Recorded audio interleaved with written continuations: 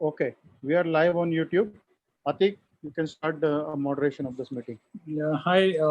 Welcome, friends, to the once again a brilliant discussion here, which is going to happen. We have two very eminent speakers with us, Dr. Andrew and Dr. Scott. Welcome, Dr. Scott, and welcome, Dr. Andrew. And if Dr. Andrew, are you ready? We could go ahead with your talk now. He's going to speak on anatomy and biomechanics of the posterolateral corner of the knee. Dr. Andrew, over to you. Wonderful. Let me get the. Yeah, Andrew, you just open your presentation in desktop, then press on Zoom icon. You will set a green signal, share screen. Can you see the share screen? I do. It says that the host disabled attendee screen sharing. Just a minute. Yes. Okay, you can start it again, Andrew.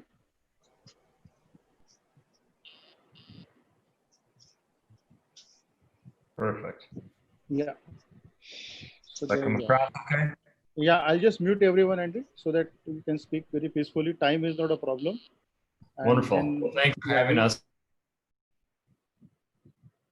Talking on posterolateral corner anatomy and biomechanics. So it's very important to recognize that there are both qualitative and quantitative descriptions of these structures. Was focused primarily on qualitative descriptions, but over the last 20 years, a quantitative understanding has been developed. We'll review the primary stabilizers, focusing on primary rotation. And also, I think a very important thing to understand is the status of the cruciate ligaments, because that's going to influence your treatment approach for these injuries when you're considering reconstruction of complex multi-ligament. The primary structures of the posterolateral knee, the static structures, include the fibular or lateral collateral ligament, the popliteus tendon, and the popliteal fibular ligament.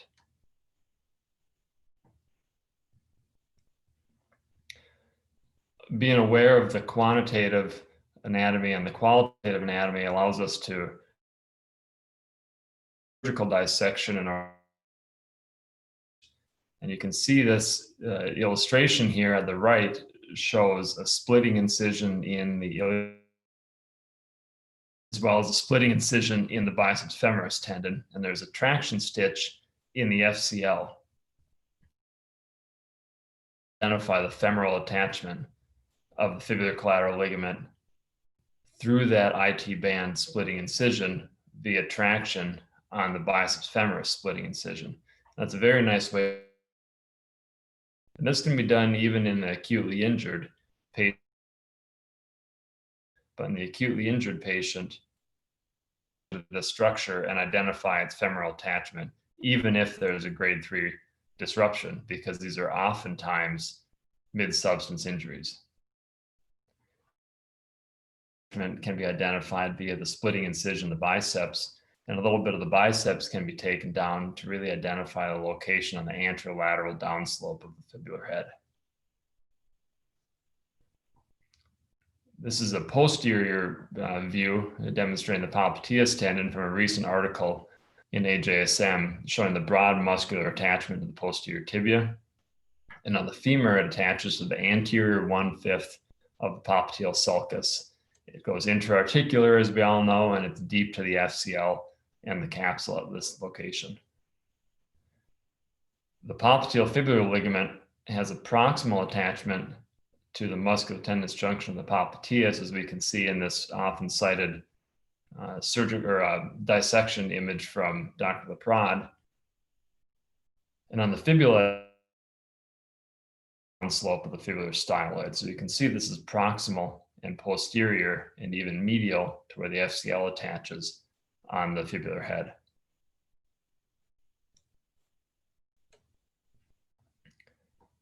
We're all frequently obtaining MRIs in these patients to help us with the diagnosis, evaluate the menisci and cartilage status, and get a better sense of what the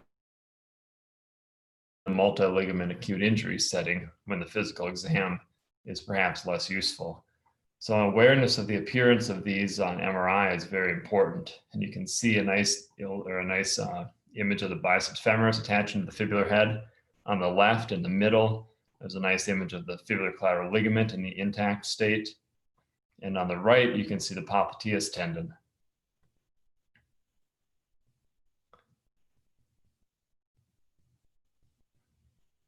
When you're aware of the qualitative anatomy, it helps you understand where to perform the surgical treatment, but it's very important to be aware of the quantitative anatomy. And Dr. Fawcett will be talking about this a little bit more with reconstruction techniques, but it's important to recognize, number one, that the fibular collateral ligament doesn't attach to the lateral epicondyle. It's actually a little posterior and proximal to that. And number two, that there's a distance of approximately 18.5 millimeters on average. And you can see between these two structures. And there's a guide that Dr. Fawcett helped develop that allows you to perform an anatomically accurate reconstruction of these two structures. So awareness of the quantitative anatomy is key. Mechanical properties have been reported of these structures, including the FCL, popliteal fibular ligament, and popliteus tendon.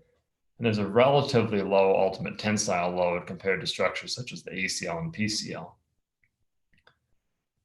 So our reconstruction graphs can certainly account for the ultimate tensile load required based on a paper several years ago by Dr. Noyes showing the semitendinosus had an ultimate tensile load of over 1,000 newtons. So this can certainly accommodate for this.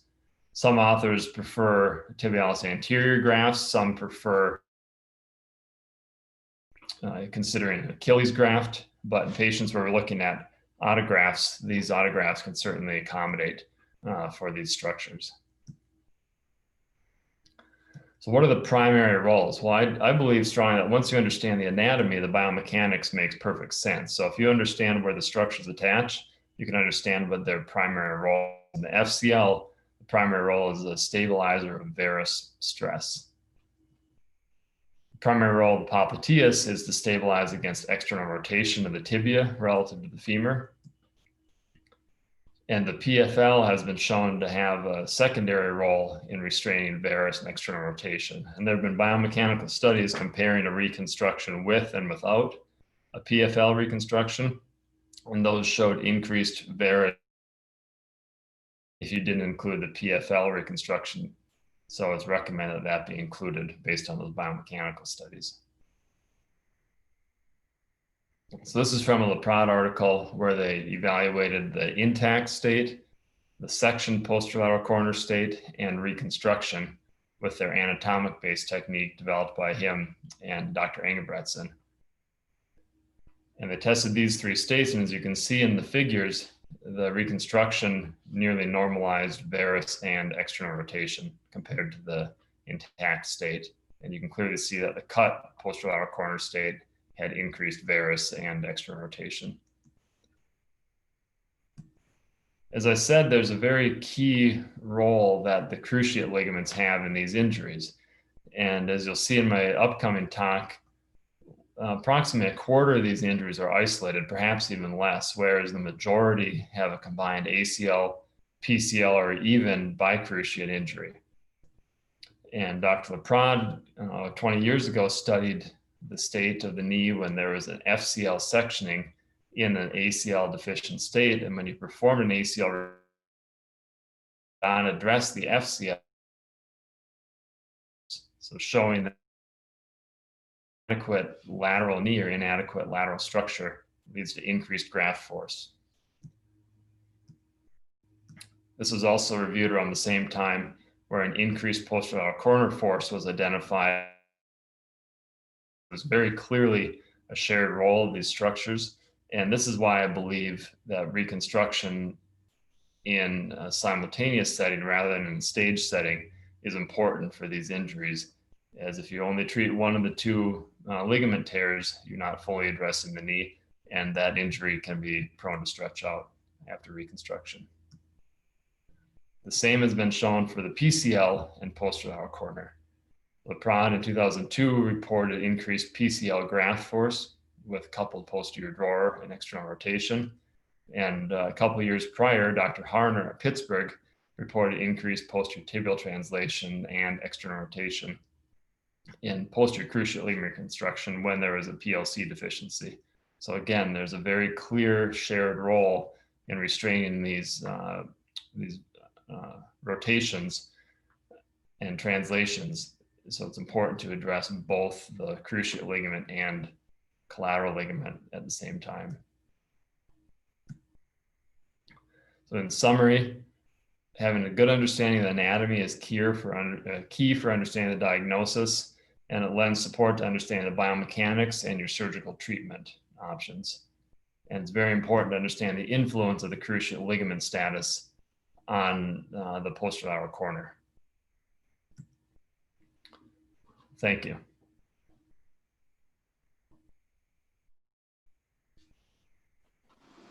So thank you, Dr. Andrew. Atik, Yeah. I have a question. Can we ask?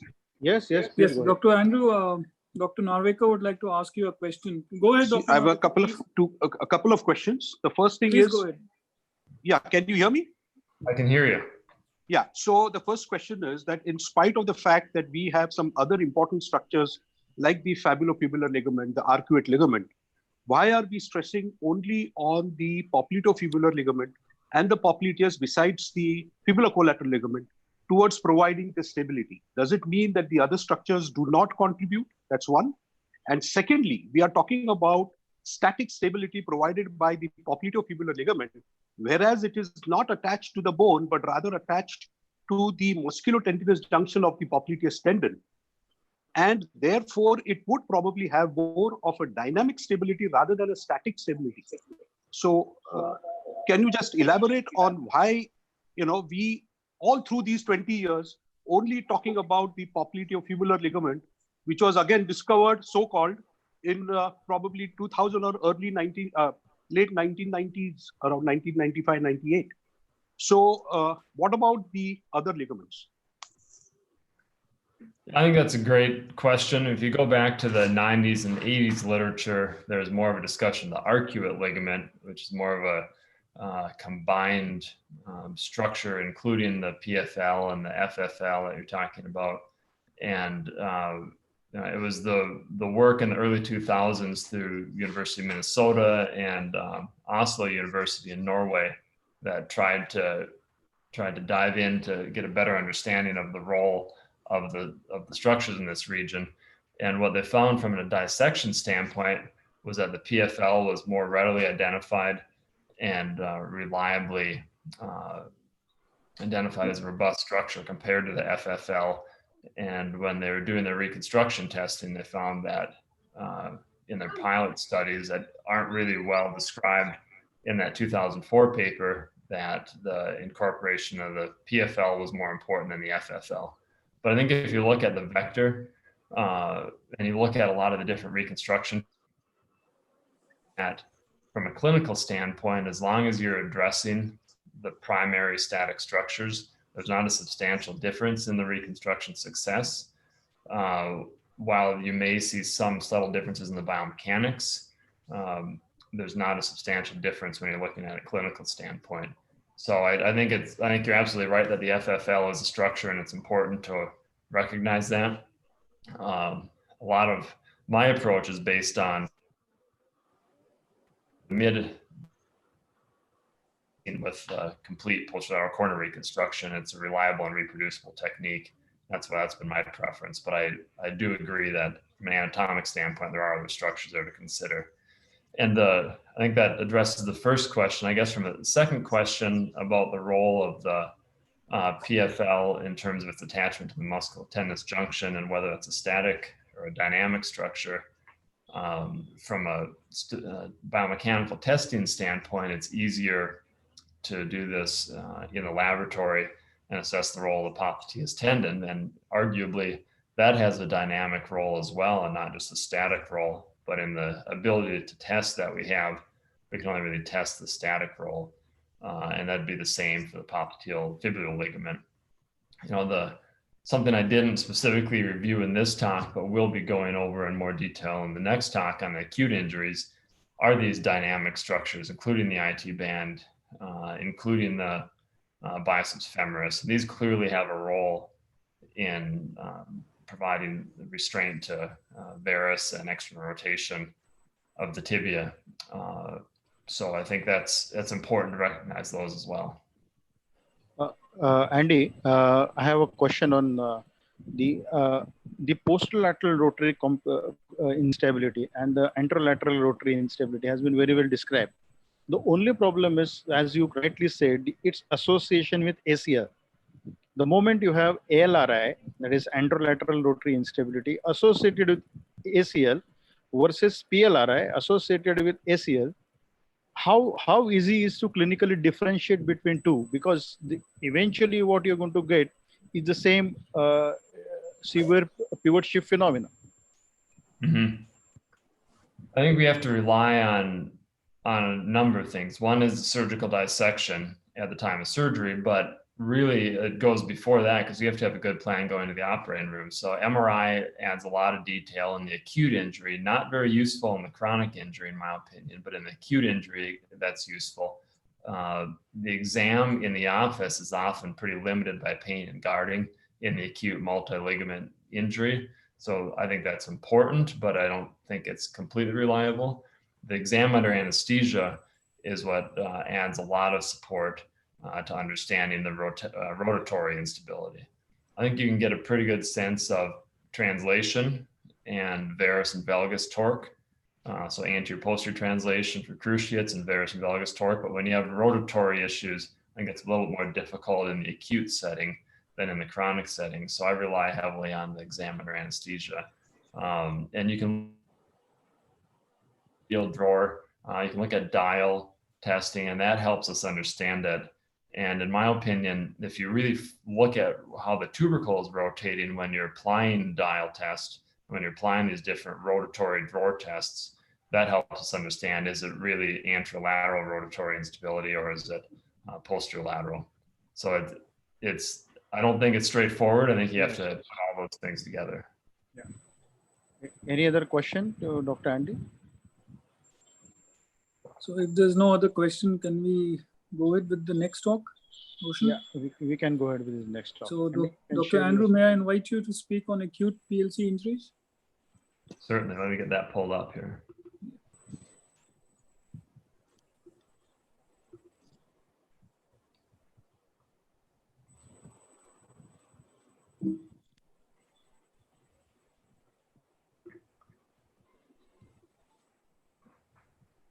All right, is that coming across okay? Yeah, I'll just mute everyone. Yes, it's clear. Yeah. Perfect. And are my disclosures. So similar to understanding the anatomy and biomechanics, we have to focus on three key things. So we have to focus on the diagnosis of these injuries. And as we were just talking about in that question and answer session, diagnosis is key because that's going to influence our treatment.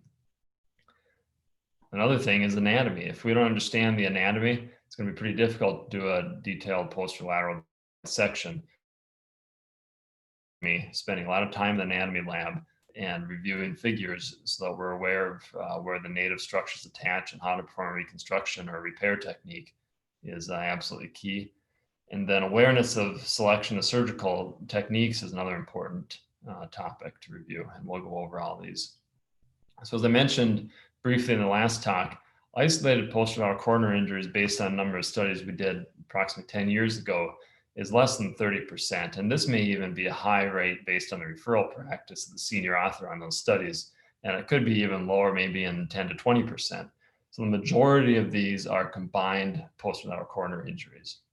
And there's a mix of ACL, PCL, and bicruciate combined with the posterolateral corner injury. In the acute setting, it's obviously important to look at the neurovascular status, get a good understanding of the gross knee laxity. You can look for bruising or ecchymosis, as is visible in this figure on the right. Look for a locked knee. Verify this with MRI, but if the patient has a bucket handle tear, it's going to influence the timing of a surgical treatment. If they have a meniscal tear, but it's not locked, you probably have a few days to do some range of motion and do a little bit of early physical therapy. But in the locked knee, that's not going to be as useful. And assess for the hemarthrosis and ecchymosis, like I mentioned. And that's in the acute setting. In the chronic setting, you're not going to see as many of these issues that they'll have been identified earlier, including the neurovascular status, and you can get a better exam. And it's important to assess the injury and treatment history, as there's a lot of people that are participating in this webinar that are very experienced in the treatment of this kind of injury, but the patient may have had other treatment, whether it's an external fixature or attempted repair or reconstruction at another site. So it's important to get those operative reports, get new films, get a good understanding of what their treatment history has been. And we're all familiar with the basic ligamentous exam. All of these exam maneuvers provide some additional information. Some may be more difficult for the patient depending on their overall knee injury. But it's important to assess translation, anterior and posterior, and also assess varus and valgus. If the patient tolerates it, moving to the prone position, looking at the dial test is key. And I like to do it prone. In the OR, I'll do the supine, of course, but in the physical exam setting in the office, doing this prone, I think can help. But we were talking about assessing different types of rotatory instability. And number one, you want to look for a 15-degree side-to-side difference. And if they have increased dial testing or increased rotatory instability on this exam, you want to think about perhaps a posterolateral corner injury, but it can also be in the setting of a medial collateral ligament injury. So it's important to look at the position of the tubercle and have a good understanding of how the tibia is rotating. Then you want to think in the patient with a very high grade, either translation or rotational injury that, for example, the 3+ Lockman and pivot, think about the ACL, but also look for a root tear or another complex meniscal injury or an anterolateral capsular injury, as these can certainly be present. And in the multiligamentous status, you want to have a good understanding of exactly what structures are torn. Same is true for an increased posterior drawer. Suggests PCL tear with perhaps a posterolateral corner injury, but it's also important to look at tibial slope, and that's a topic that's becoming more and more recognized. But tibial slope can influence your Lockman and pivot shift. And another topic that's been gaining some interest is the heel height test. And this is a study that we did a few years ago looking at recurvatum, where there's an asymmetric recurvatum in patients, and it's suggestive of combined ACL and FCL tear. And this is challenging, in my opinion, in the acute setting. It can be done in some patients. It's more reliable in the chronic setting, but it's still something to consider. Imaging plays a huge role in our treatment of these injuries. And of course, we're going to want to obtain standard radiographs.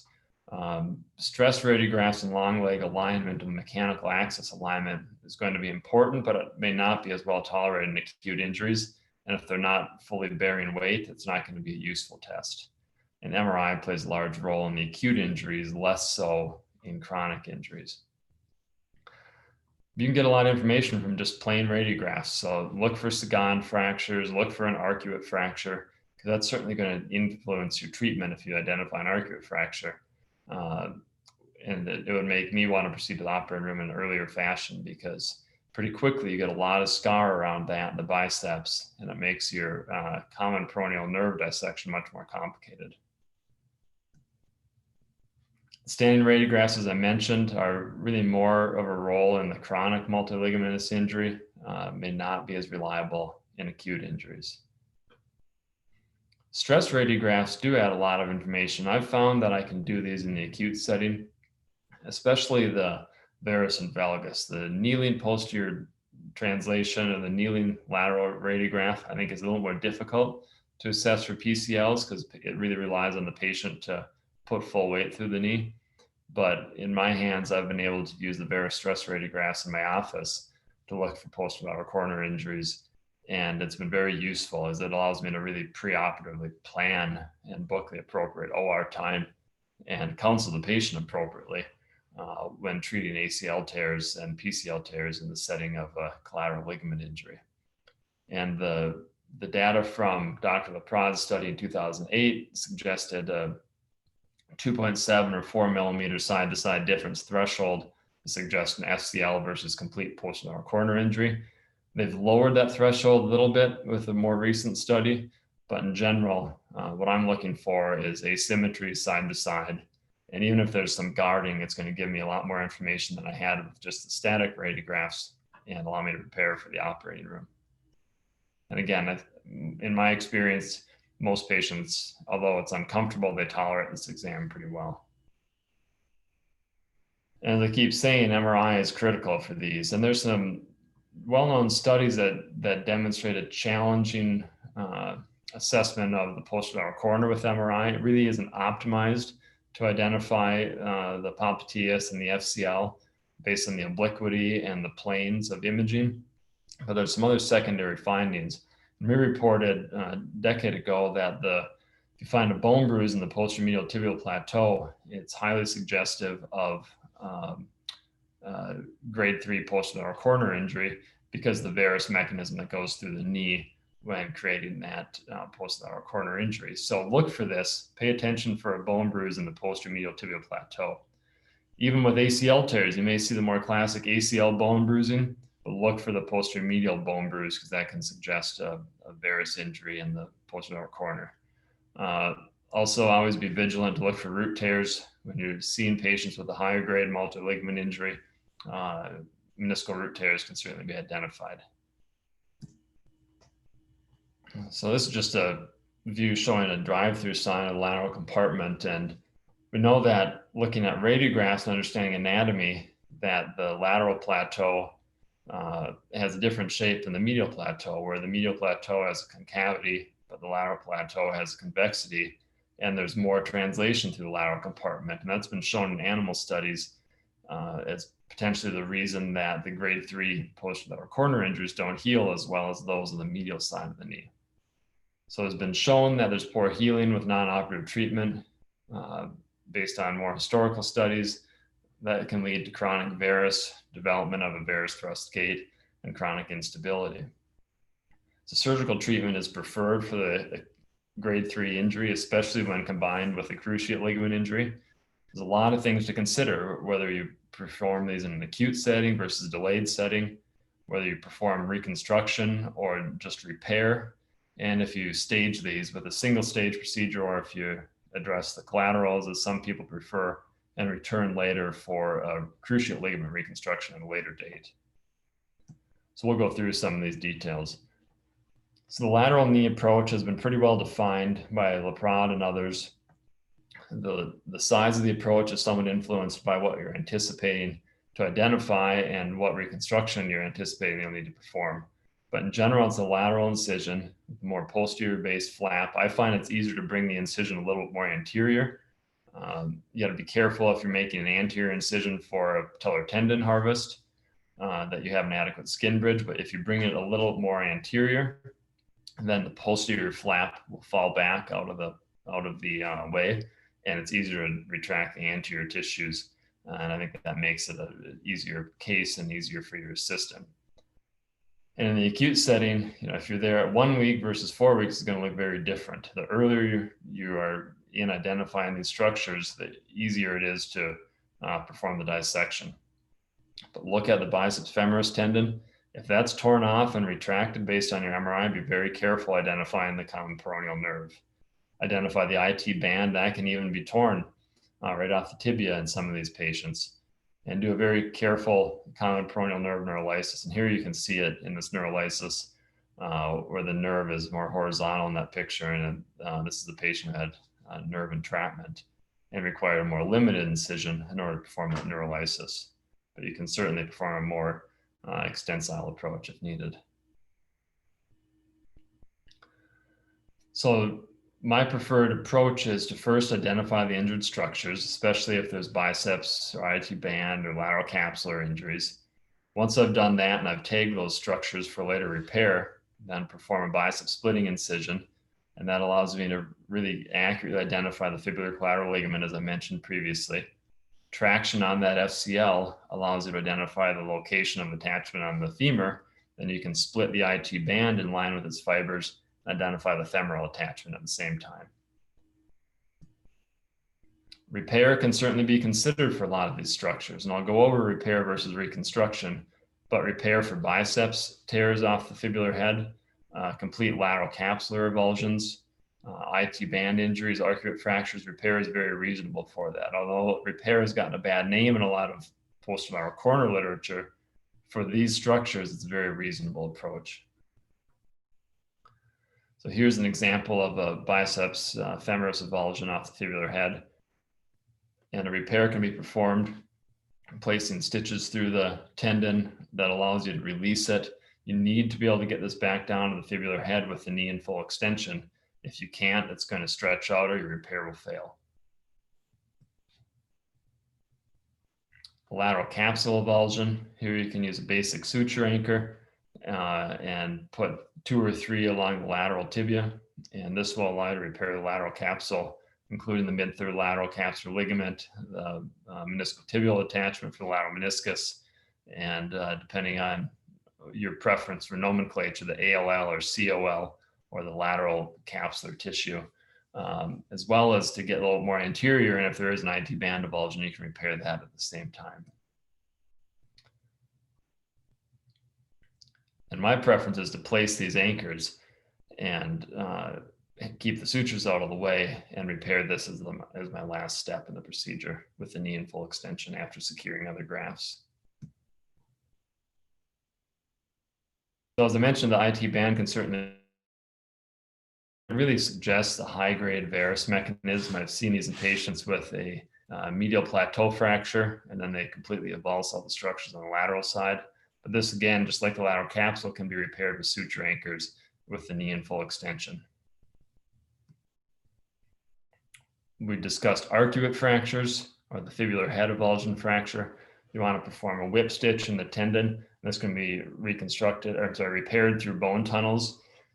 If you believe the patient needs a fibular collateral ligament reconstruction or the complete posterolateral corner reconstruction, you may have to adjust your tunnel position and have a slightly less anatomic approach, or you may have to avoid it depending on the bone quality, because you certainly don't want to blow out your tunnel through this area and further compromise your fixation. So that's a case-by-case basis. So in terms of making that approach to the lateral knee, this is going to be talked about in more detail by Dr. Fawcett, but your tunnel size is going to be dictated by your graft and fixation methods. And the tunnel location is really not dependent on that. It's dependent on the anatomy that we already reviewed. Allografts can be used, and they're often used here in the States, but autografts can also be used, and the hamstring tendons are certainly an option based on what we reviewed as the biomechanical or the materials testing properties of those tendons. And fixation, you can use the pretty basic metallic interference screw or a biocomposite or a PEEK interference screw. And the fixation order really depends on exactly what structures are involved, whether the cruciates are involved. And I believe Dr. Fawcett will talk about that in a little more detail. Something I want to mention is the multi-ligament reconstruction tunnel location. So if you have a patient with an ACL tear and a complete posterolateral corner injury, and you're considering performing the complete reconstruction, including the FCL and the Popliteus tendon, you can run into tunnel convergence. And that's going to really compromise your fixation. So you have to be aware of this. My preference is to identify the anatomy laterally and drill tunnels and pass passing sutures, and then go into the knee to create my ACL femoral tunnel, whereas some other authors and surgeons prefer to do their intra-articular tunnels first and then come out to the lateral side. I think there can be arguments in favor of both, but in my opinion, it's worked best to identify the lateral structures first and then make my ACL tunnel. But you have to be very careful with your trajectory. So then it leads to the debate of, should you do repair or reconstruction, and should you stage in a two-stage fashion, or should you do everything at once? And we have some literature we can look back on. The very nice study by Standard 15 years ago in AJSM looked at 64 knees, and there was a mixture of repairs and reconstructions. 39 patients underwent repair, whereas 25 underwent reconstruction of the posterolateral knee. And he used a modified two-tail technique with a fibular tunnel.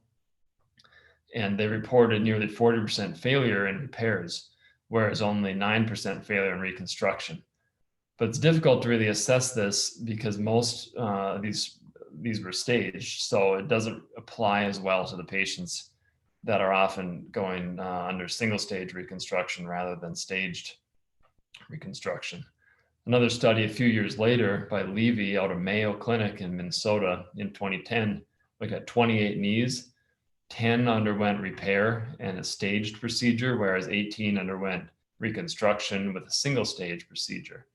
And similar to standard, the repairs didn't do as well, so 40% failure rate, whereas only 6% failed in the reconstructions. So here again, repairs were staged. So what this is showing us is that that the repairs didn't do as well, but it doesn't really tell us how they would do if it was a combined hybrid approach where some of the structures were repaired, some reconstructed, and all done in the same stage. So that makes it a little more complicated to assess that. We performed a study back in 2011 looking at acute injuries. This was defined as those within the first 6 weeks. We didn't have adequate power to compare 0 to 3 weeks versus 3 to 6 weeks. Although we did see that patients did better if they were treated within the first 3 weeks, we didn't have enough power to really assess statistical significance. But most of these were combined injuries. Over 70% were combined with cruciate injuries. We had 29 patients with 2-year follow-up and looked at both Cincinnati and IKDC subjective scores and looked at objective scores and various stress radiographs. And comparing preoperative and postoperative, it's similar to what we see with a lot of our treatment of acute injuries. When the patient comes in, their function is very low. So we see low preoperative scores, post-injury scores, and good restoration of final follow-up at the Cincinnati and IKDC scores. So obvious improvement there, as would be expected with virtually any treatment. IKDC objective scores, all patients overall had an improvement in varus stress and the dial test, reverse pivot, and single leg hop.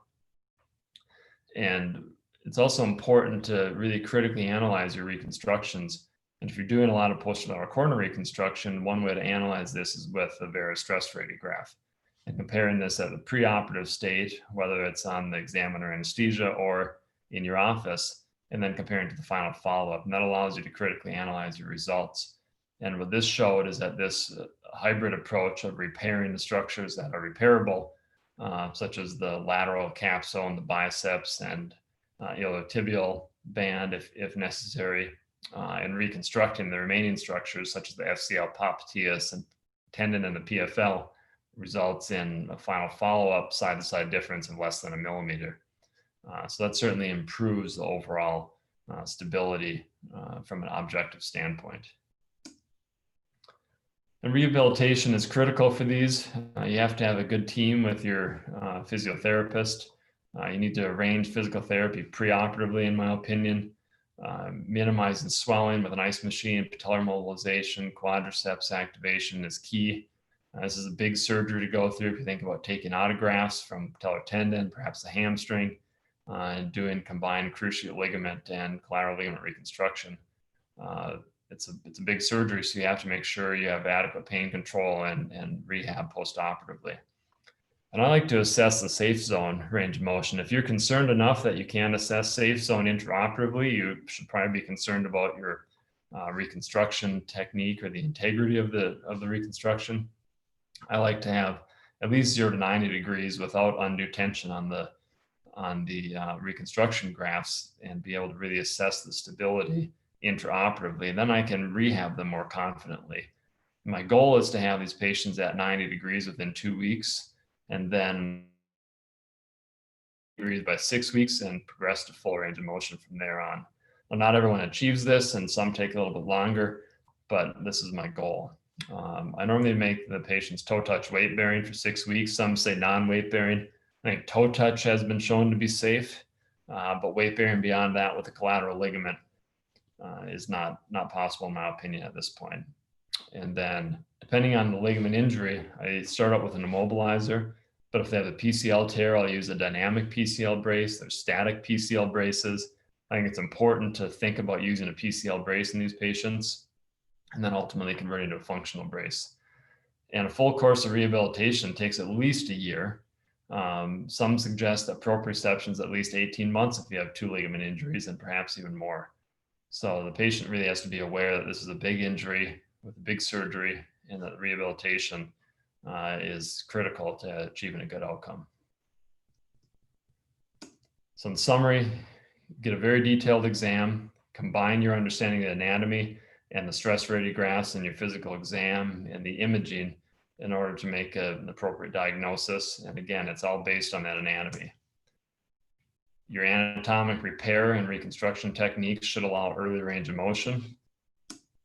And my preference, if possible, based on the soft tissues and the overall patient status, is a single stage hybrid approach with reconstruction of the primary posterolateral cornerstatic structures in these patients, in these injuries. Thank you. Thank you, Dr. Andrew. Thank you, Andrew. I think that was a wonderful talk. And paper is open for discussion. Anyone would like to ask any questions to Dr. Andrew? Yeah, Rajiv. Yeah, Dr. Andrew, so when you are doing Hello. acute repair, you do Hello. only repair, or sometimes you go for a biological or some non-biological augmentation also? I missed a portion of that. Was that regarding repair and whether I'll use a graft versus like a suture type construct? Yes, sir. Some augmentation. Yeah, that's become really popular. I think a lot of it's, there's historically using the ligament augmentation device or the Gore-Tex graft, and those options was popular. And then there's some concerns over the long-term issues with intra-articular synthetic type materials. Regarding extra-articular, that's been really popularized by industry, one company in particular here in America. I don't know if that's really made its way worldwide, but Arthrex is certainly in favor of the addition of what they call an internal brace to help to support these structures, whether it's in a repair or in a reconstruction. In my opinion, we don't have enough understanding of the long-term functional implication of that. You could make an argument in the acute setting that could have a role, but even in acute corticoclavicular ligament injuries, while some people like an internal brace type construct, doing a reconstruction simultaneously has been shown to have improved biomechanical performance. So I think the same can be applied for the knee, that just simply relying on healing and performing a synthetic type structure like a woven suture with 2 anchors or an anchor on either side may not give you the same biomechanical performance in the long term, even though in the lab, in the short term, it may look pretty similar. And I think you really have to be careful. The mechanical properties of using some sort of a high strength suture with anchors on either side is even less forgiving than a reconstruction technique, in my opinion. And you certainly have the ability to overconstrain the knee. And I've seen that in some cases where people will perhaps use a synthetic device for the medial side and just rely on healing, and then the patient will get stiff because they overconstrain the knee because they're relying on that structure. So I don't think we have enough data to say that you shouldn't do it. I think there could be a role for adding it, but in my opinion, the main role at this point is to use the reconstruction grafts as the primary fixation. If you feel like you need some backup fixation, for example, for PCL injuries, I think you can make an argument for that given a high failure rate, but there's not good clinical evidence. Yes, Dr. Narvekar. And what is the percentage of the acute PLCs that you repair without augmentation? And what is the result that you compare with this hybrid and non-hybrid procedure? I presume that you do your reconstruction, intra-articular reconstruction at the same time, but you would probably do only a repair of your extra-articular, or you would do an augmentation of your repair. How do they compare? So my approach for what could be a repairable tear, in my opinion, the mid-substance tears don't lend themselves well to repair. The only times I think a fibular collateral ligament can be repaired is perhaps when it's avulsed off of the fibula with the biceps and the PFL. Those cases, I think you could make an argument for repairing them. You really got to look at the overall soft tissue integrity, though, and the reconstruction has been shown based on comparing the Levy and standard studies to likely be more reliable in those settings. You have to look at the patient's anatomy as well. Are they in varus alignment, or are they in valgus alignment and pretty neutral? So I think that's going to play a role in terms of how they can heal a primary repair. The pediatric or the adolescent patient, you can make an argument for it, whether it's the popliteus tendon, if there's a popliteus avulsion directly off the femur, you can do a recess procedure, and we talked about that in our JVJS 2011 article, where you identify the anatomic attachment of the fibula or on the femur, and you can do a pull through technique and tie the sutures over a button on the other side to bring the popliteus back up the femur. And I think that makes some sense. But for the mid-substance tears of the popliteus and the FCL, my preference is still reconstruction. Less commonly am I finding them avulsed directly off bone and really amenable for repair. And what is the percentage of arthrofibrosis that you get in these cases where you have been reconstructing or augmenting early? I've had one patient, and I'm a few years into practice, so I don't have the clinical experience of someone like Dr. Prad or Dr. Fawcett, but there's one patient that I can recall was on the borderline for needing to go back for arthrofibrosis, but ended up getting the motion. I helped one of my partners that had a patient with arthrofibrosis who didn't get the motion after rehabilitation and ended up having to go back for a lysis of adhesions post-capsular release. But in my experience, doing the acute reconstruction and doing the best to make an anatomic approach and getting them started in rehab. I start rehab post-op day one, and I don't restrict their motion. So in that approach, I've seen less issues with arthrofibrosis than I think a lot of people are concerned about when they may immobilize the limb for 2 to 4 weeks in full extension. So I think that would be probably shared by Dr. Fawcett and Dr. Prad, that the key is getting these patients moving. Once you get them moving and you have adequate pain control and swelling, the rate of arthrofibrosis seems to be lower. But it's if you have to really protect them and not able to bend their knee for the first several weeks that you can see earlier or more substantial development of that. Dr. Fawcett? And Dr. Fawcett? Yes, Dr. Abhay. Technically, why do you prefer doing the extra-articular before you do your intra-articular? Technically, what is the advantage of doing, or what is the disadvantage of doing the other way? So the same setting. Yeah, my preference is to do the lateral or medial approach, depending on the injury, or both, but do those first, drill the tunnels, pass the stitches, and then go intra-articular. And if it's an acute injury, you can get the fluid extravasation out the capsule. That's going to make it much more difficult to identify the structures, in my opinion. And so that's how I was trained by Dr. Prad, and that's how I've always approached these, doing the extra-articular first. But I've also had many conversations with Dr. Engelbretson, who prefers the opposite, where he'll do the intra-articular work first and then make his lateral approach and do the extra-articular work. So I don't think that extra-articular first is the only way to go, because there's certainly smart people that do it the opposite way, but that's just my preference. And again, the reason is just the soft tissue fluid extravasation that you can get with the intra-articular first approach. Dr. Scott, what would be your approach? Yeah, Dr. Scott.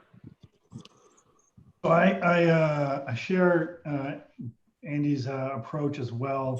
I want to make sure that I have excellent visualization, particularly the perineal nerve neurolysis. So I also want to do that under tourniquet to minimize blood loss, whereas I can do a lot of intra-articular stuff off tourniquet. I want to make sure that I have that, particularly in these multi-ligament knee injuries, where you may be, operating for more than a couple hours, I want to make sure I get the highest risk stuff done first. And for me, that's exposure of all the structures on the posterolateral knee.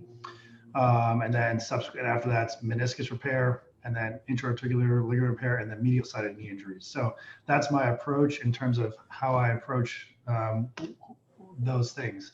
I may not necessarily do the full reconstruction pre going in arthroscopically, just identify the landmarks, identify the tunnel points, and that's all you need to do for the first 5-10 minutes, and then go intra-articularly. But I think it's all personal preference. I think whether it's acute injury or chronic injury also plays a role too.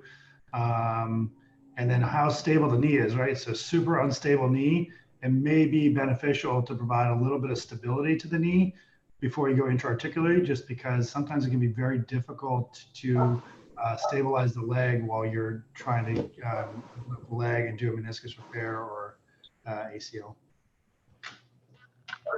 Yeah, Ranjit.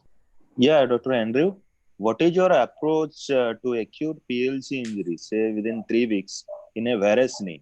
Do you address the alignment issue and then repair or augment your ligament, or you just address the ligament issue ignoring the alignment issue? That's a great question, and there's probably going to be a different answer in 5 years, because we can't just look at varus. You probably have to look at tibial slope in the sagittal plane too, and that's going to extend into the ACL and PCL world. Most people at this point aren't looking at an osteotomy in the acute setting when it's obviously an acute injury. That being said, if you get out to 6 weeks, 3 months, they have a clear varus thrust and they're in varus alignment, you should think about doing an osteotomy in that setting. But in my opinion, within 3 weeks, it's certainly reasonable to do the repair and reconstruction alone. Within 6 weeks, I think it's still reasonable to do that because they really haven't developed that thrust. But if you're seeing these more chronic or subacute, the long leg films play a large role. And there's been studies showing, you look at the Prada-Engelbrecht series, they showed a number of patients that had the osteotomy that didn't ultimately end up needing reconstruction. So it's certainly been shown that if you do a reconstruction in a chronically varus knee, that it has a high rate of stretching out. So I think there's not a perfect answer of, if it's within 3 weeks or 3 to 6 weeks or more than 6 weeks, it's not a perfect answer, but I would still lean to getting these into the OR earlier rather than later, and doing the ligament reconstruction. But if it's getting out a little bit further from the acute setting, having a thorough discussion with the patient about doing an osteotomy and a staged procedure if necessary. Dr. Andrew, is there any chance that once we do the PLC repair, I'm not talking about reconstruction, PLC repair, you expect your patient to go back to the pre-injury status with just a repair, or you anticipate that this patient is going to require the augmentation or reconstruction at the same time? How do you judge it? That means, is there any different approach for a high-level athlete and ordinary patient? It depends on a lot of factors. I think the time and the cruciate ligament status and meniscus status. If you're addressing all of the injuries, I think you can expect a good result. But even you look at our study in 2011 or LeProd and Engelbrecht's study in 2010, looking at chronic PLC injuries, people do well, but they're not at 100%. Their subjective scores are in the 80s, 90s, perhaps, some even lower. So in the acute setting, you can get a more functional knee. You can certainly return to cutting and pivoting activities. In the chronic setting, you can return to cutting and pivoting activities. But yeah, I would be very cautious in counseling a patient and say that we can improve your knee, but the likelihood of having a completely normal knee that's symmetric to the contralateral side in terms of function is low. Let me be very specific. Can we restore the external rotation? Can we restore the external rotation of the knee by doing PLC repair? I don't believe you can reliably do it with PLC repair alone. Okay. So do you want to augment it, Scott? can we restore the extra rotation and posterior stability by doing PLC repair? I think that's a very difficult statement to say in all cases. I think you have a better. I don't think that you would change your rehabilitation whether you did repair or reconstruction.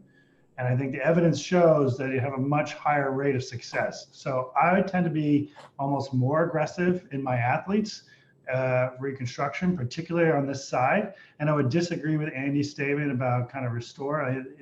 We've shown that 88% of people with reconstructions can return to IKDC A and B knees, whereas 33% of people with repairs return to IKDC A and B knees. So that alone, that statistic alone would lead me to be more aggressive on an athlete of reconstruction versus repair, just so I know that it's done and we're moving on.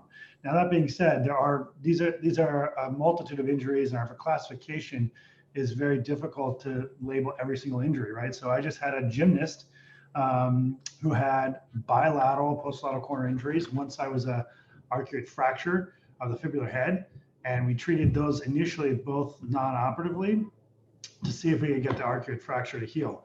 The right side healed fine, no instability, dial test normal. At 6 weeks, it was a more mild, low-grade injury, and the left side continued to fail, even though I thought it was going to be the opposite. I thought the soft tissue injury would heal and the bony fracture would heal. It was the other way around. And so now she, unfortunately, was ready to have surgery on March 30th. And now she went home and she had reconstruction of the other side, posterolateral corner injury. So I think you have to be individualistic about your patients and how you treat them.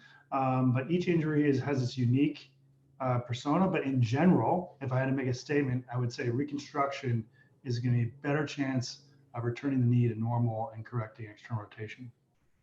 So what are the failure rate of repair? If you have to compare the repair versus reconstruction, we are back to the square where Dr. Narvekar asked about the failure rate of repair in PLC injury. If you define failure as revision surgery, then those failure rates are upwards of, in the 30% range as shown by Levy and Standard. If you define failure in terms of function knee, they're even higher in repair. So I think you have to convince yourself why you're doing repair or reconstruction versus the other way around. See, the problem why we are asking this question is basically because we do not have allografts, and getting the grafts in order to do reconstruction in a primary situation is a bit difficult for us. And that is the reason why we are stressing on doing all these repairs and using internal splints and things like that. So we just wanted to know what is your experience in terms of the repair, in terms of their failure rates. So I do not think that you need to use allografts. I think allografts are very easy for us to use. I think there are limited morbidities, less morbidity associated with allograft. But if your decision is taking a hamstring tendon, which actually probably is better for the knee because you want to kind of reduce the posterior translational forces on the knee, if that requires taking a hamstring tendon to do that, then I would rather do that and ACL posterolateral corner, do a quad tendon or bone patellar tendon, and then using a hamstring for my posterolateral corner. And if you have less tissue, and that means you don't go to the other side, prod reconstruction, and rather you just do an anatomic Larson or something like that, then that might be better off. But the reconstruction techniques have not demonstrated a lot of variance in terms of the return to sport and outcome, but just reconstruction versus repair has a large disparate outcome. And so you may be limited in your resources, and that's something we deal with all over the world. But in terms of the way you approach things, I think the evidence has clearly shown that reconstruction will outperform repair. Okay. The other thing we wanted to know is very often we are referred patients after having intra-articular fractures of the tibia, which are fixed outside by trauma guides. Their depressions or things are not too bad, but they come back with a lot of mediolateral instabilities. How do you approach these people? The audio is a little out, but let me rephrase. Your question is, how do you manage tibial plateau fractures that have some still varus instability? Yes. Okay. So certainly the first criteria is restoration of articular surface, subchondral and cartilage. So sometimes these, that may be required. The second is overall alignment. So again, soft tissue is like probably the lowest level of concern. So make sure that there's no malalignment at all. And if an osteotomy needs to happen, I would do those first two things. Then secondly, addressing the soft tissue instability. I think I would take a more cautious approach, particularly drilling that Popliteus and PFL tunnel. So if it's an acute setting, I definitely want to have fixation underneath that area of bone if I'm going to be drilling a 9mm tunnel in that area. So I wouldn't do it non-operatively. I would put some level of plate screw fixation prior to doing that tunnel, because you will probably get some collapse if you do that in an acute setting. In a chronic setting, 4 months afterwards, if they still have some resultant instability, I have no concern. You do want to make sure you don't over-constrain. And that's why you can increase post-traumatic arthritis. So that's why, again, I would agree with Andy's statement that using a soft tissue reconstruction versus a synthetic reconstruction, you're going to be much less likely to over-constrain the knee. Roshan? Yes, Dr. Antao. Dr. Scott, good morning, and Dr. Andrew, good morning. Can you increase your sound, Dr. Antao? Yeah. Sir, take out your headphone. Take out your headphone, it will be better. Dr. Antao, take out your headphone and speak directly. Disconnect from the computer. Disconnect from computer.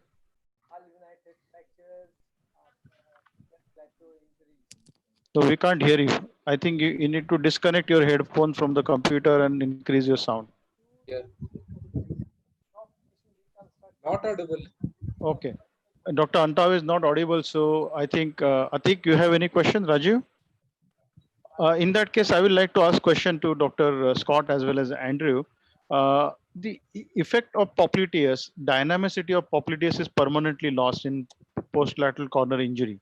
In those situations, rather than doing repair, can't we convert the Popliteus, which is a dynamic structure, as a static structure and do a simple tenodesis and manage the Popliteus issue as a part of repair? I'm not talking as a reconstruction, as a part of repair. Tenodesis. I think that has not been shown, as far as I know, of repair of Popliteus tendon. I think your challenge is where the injury occurred, right? So if the injury is occurring more, it's hard to talk about this, but it's like more distally because it's tendon, right? So if it's having closer to musculotendinous junction, then I don't think you're going to be able to have enough tissue to perform a tenodesis. But if it's those cases where it's a bulge out of the sulcus, I think absolutely doing a tenodesis in that area, particularly because it's a dynamic structure. If you don't have access to allograft, I think it's a very reasonable approach to repair. And I don't think there has been enough study to look at the role of that function. Okay. Dr. Antao? Most of these injuries occur not at that site. They occur. Can you hear me now? Yeah, we can hear you, Dr. Antao. Yes, sir, it is clear now. Thank you, Dr. Andrew and Dr. Scott, to join this webinar. It was a very interesting talk that you gave, Dr. Andrew. I had a question. First, you said about varus knee that you'll do simultaneous osteotomy and ligament repair.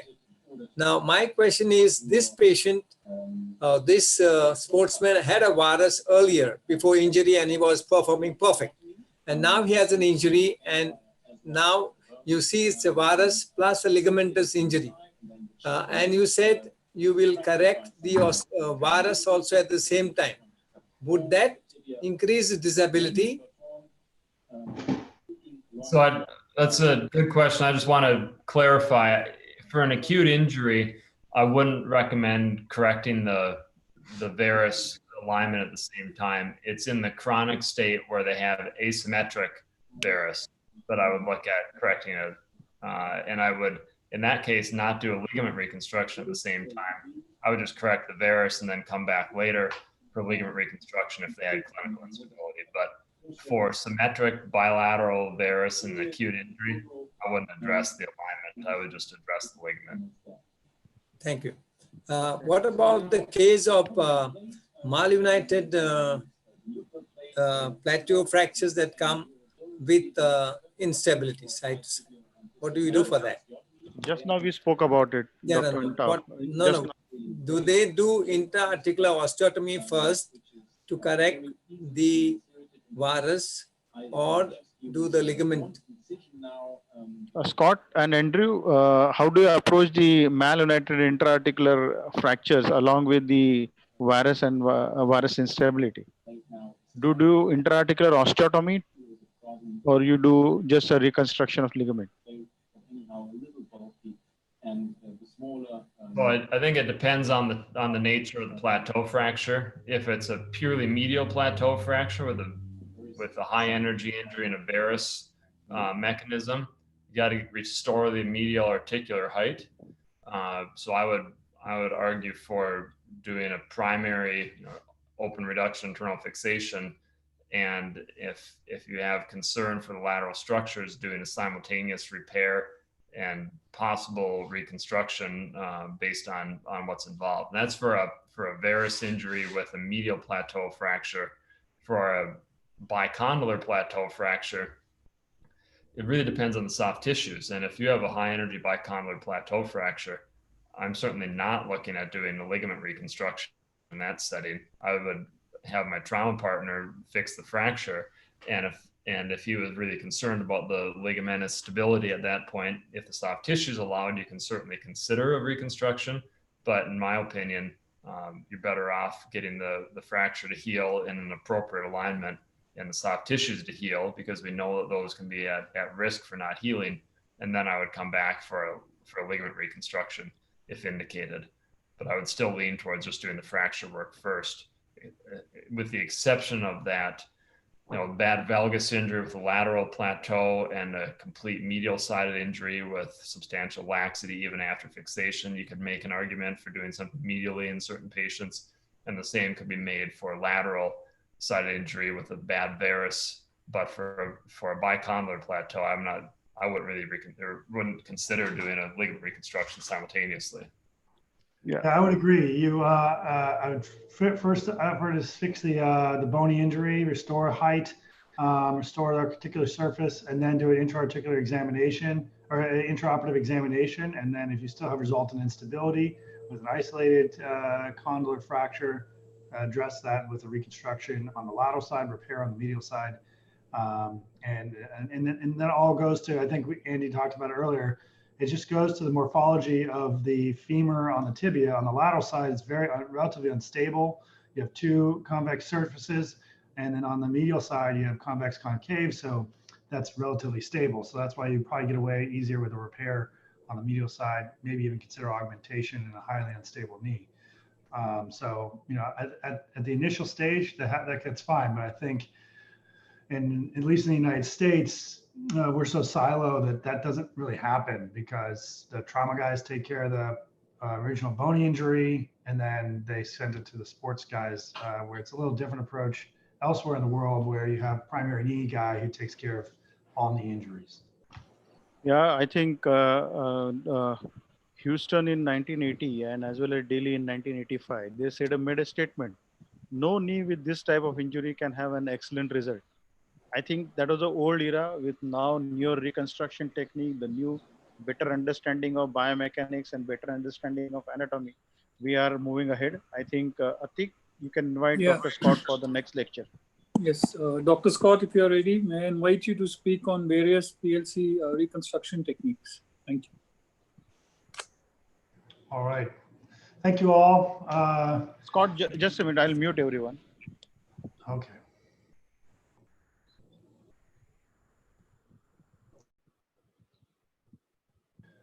Yeah, you can go ahead. Okay.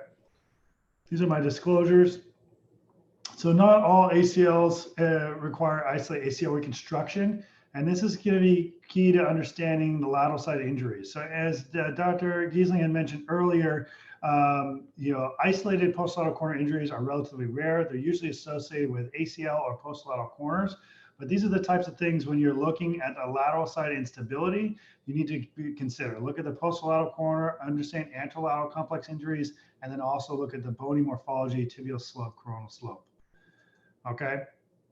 So when we look at the posterolateral corner injury, these mechanisms usually due to sudden starts and stops, rotational pivot injuries, isolated FCL injuries will show high strain patterns in the cruciate ligaments, and grade 3 injuries rarely heal, as we discussed.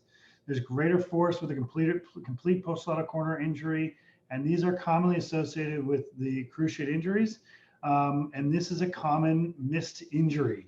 Okay, so we frequently see these in our high intense sports. I forget, there is a sport that you all play in India where basically everyone's trying to run from one side to the other and you can do whatever you want. But I've seen some very traumatic injuries like that as well here in the States. So for evaluation decision-making, as Andy mentioned earlier, the various stress radiographs are key. So you want to get these x-rays. There have been recent self-performed stress x-rays where you basically tie the two ankles together and put like a Bosu ball underneath between the legs, and you can get some stress x-rays. Looking at the MRI is very helpful, but only in the acute setting. Understand that MRI after 12 weeks will have a high rate of missed injuries of the posterolateral corner. So in the chronic setting, you want to make sure you rely more on your physical exam and stress radiographs. We've discussed a lot about repair or reconstruct. Again, citing these two papers, 40%, 37%, and two papers comparing reconstruction versus repair. They did not highlight which technique of reconstruction, but I think that's just important to understand. These are also in multi-ligament knee injuries. The nerve is a critical thing to evaluate. So in 25% of all multi-ligament knee injuries, there was some sort of peroneal nerve injury, and 40% of these combined posterolateral corner with cruciate ACL or PCL injuries had a injury of the peroneal nerve. So I always perform a peroneal nerve release, a neurolysis. I look at the nerve, particularly if it's injured. I think also if you work with trainees or anything else like that, I think it's very important to stress to them that you're better off documenting that the nerve is decreased function or out of function, just because of how high rate this is, that this could happen. And so you definitely don't want to say that it's normal when it's not normal, and then post-operatively you have an injury.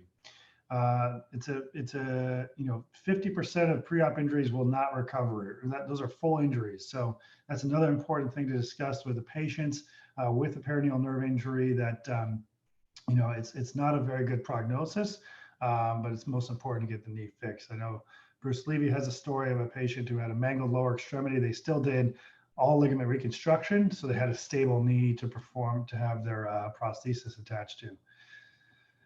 So on the posterolateral corner reconstruction, talking about the techniques, Andy went over the anatomy very beautifully. This all of Dr. LaPrad's hard work and Dr. Engelbrect's hard work, looking at defining the anatomy, defining the quantitative anatomy, and then defining the reconstruction technique. So, the FCL, again, lies in a depression adjacent to the epicondyle. It's not on the epicondyle. So you're going to be 1.4 millimeters proximal and 3.1 millimeters posteriorly. The fibular FCL is going to be 2.8 millimeters distal to the fibular styloid. And so that's on the fibular side. And then on the popliteus, on average, so that's important to understand, is on average, inserts 18.5 millimeters anteriorly and distally to anterior. So I find that number actually more helpful in the contrapositive. So if you're in a chronic setting or in a revision setting, finding the popliteus attachment is much easier because that's going to lie in that sulcus. It's a very reliable sulcus. You can find that in a chronic or acute setting.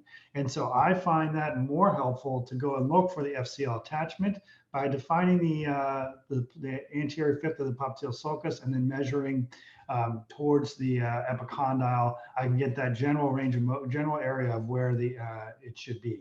Oftentimes in these revisions, that may have been blown out, or scar tissue may be in that area, so it's harder to find the FCL or the lateral epicondyle.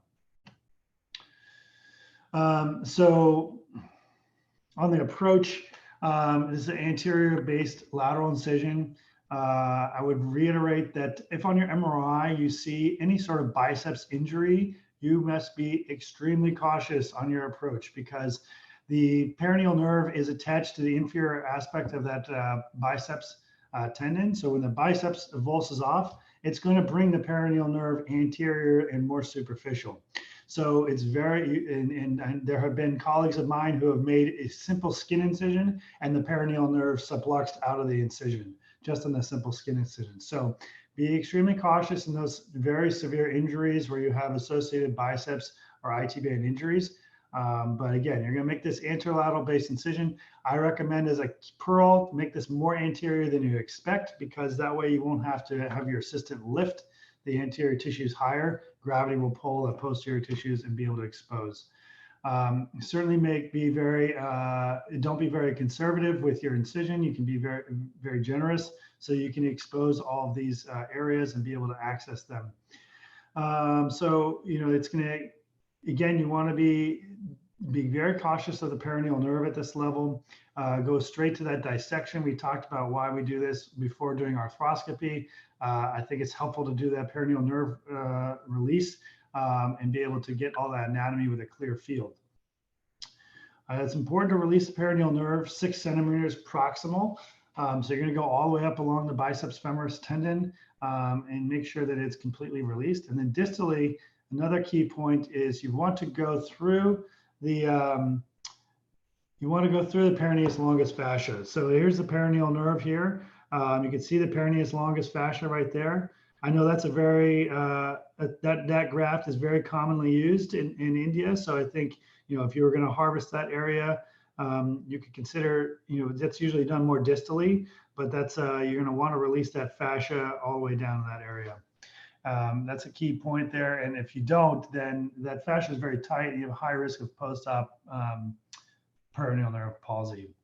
Just a general preference, I do not put anything around the nerve. As you'll see, there will be a lot of sutures passing through tunnels that can be very easily mixed up with a vessel loop or another suture. And the last thing you want to do is have an assistant pulling the peroneal nerve through one of your tunnels. So identify the nerve, I would place it out of the way like that in that right angle fashion, and it's generally protected. You don't have to worry about it anymore. Graft selection. So this is going to be controversial, but in the United States, we usually recommend split Achilles or 2 soft tissue grafts, semitendinosus.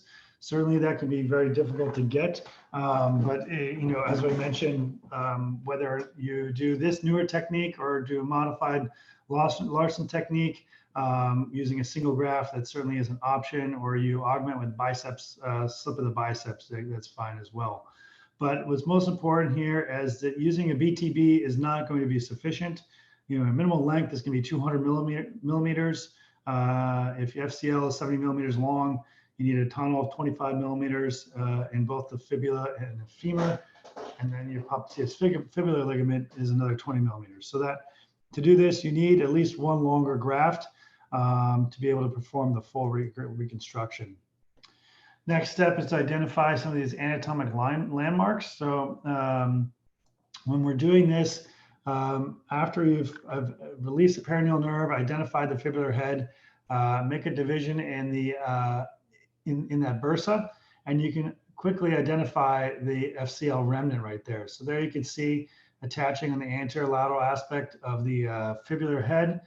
Putting a tagging stitch through that is very helpful because you can see there that that way you can pull on it and identify the femoral attachment higher up. So put my finger on that femoral attachment, and then I'll divide the IT band in that area as well. So again, the biceps bursa, the FCL will be laying directly underneath there.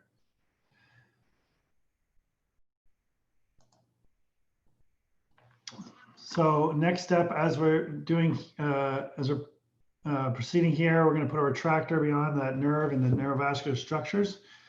This is a guide that I helped design with Smith and Nephew. It's a fibular-based guide. It's single component.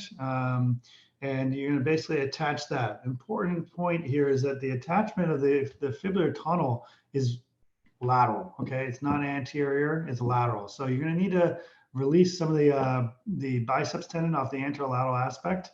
And then you'll be able to drill your tunnel in a distolateral anteroproximal technique. And you can see that it's heading directly towards the popliteus tendon. This, the nice feature about this is that it's able to capture the pin, so you're not going to injure your structures or your finger as you put your finger back there. So then once that's done, that will be a fibular tunnel. You want to make sure you didn't blow out any of the walls or structures. Generally, if it's greater than 25 millimeters in length, then you're in a good position. We're going to ream that to size 7 or 6, depending on the size of anatomy, and then we'll pass that suture passer through. So this loop is going to be bringing the graft from lateral to medial. So you want the loop to becoming more superficial.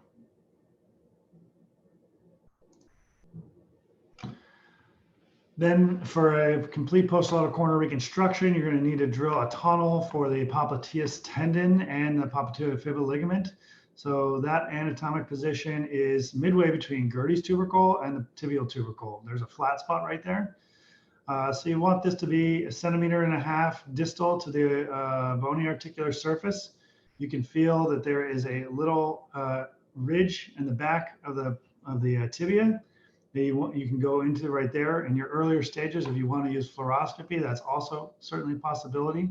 Another helpful technique is to place some sort of pin, either your obturator or your scope, up the fibular tunnel, and it should point in the direction of your tibial tunnel. So they should all be in that same direction.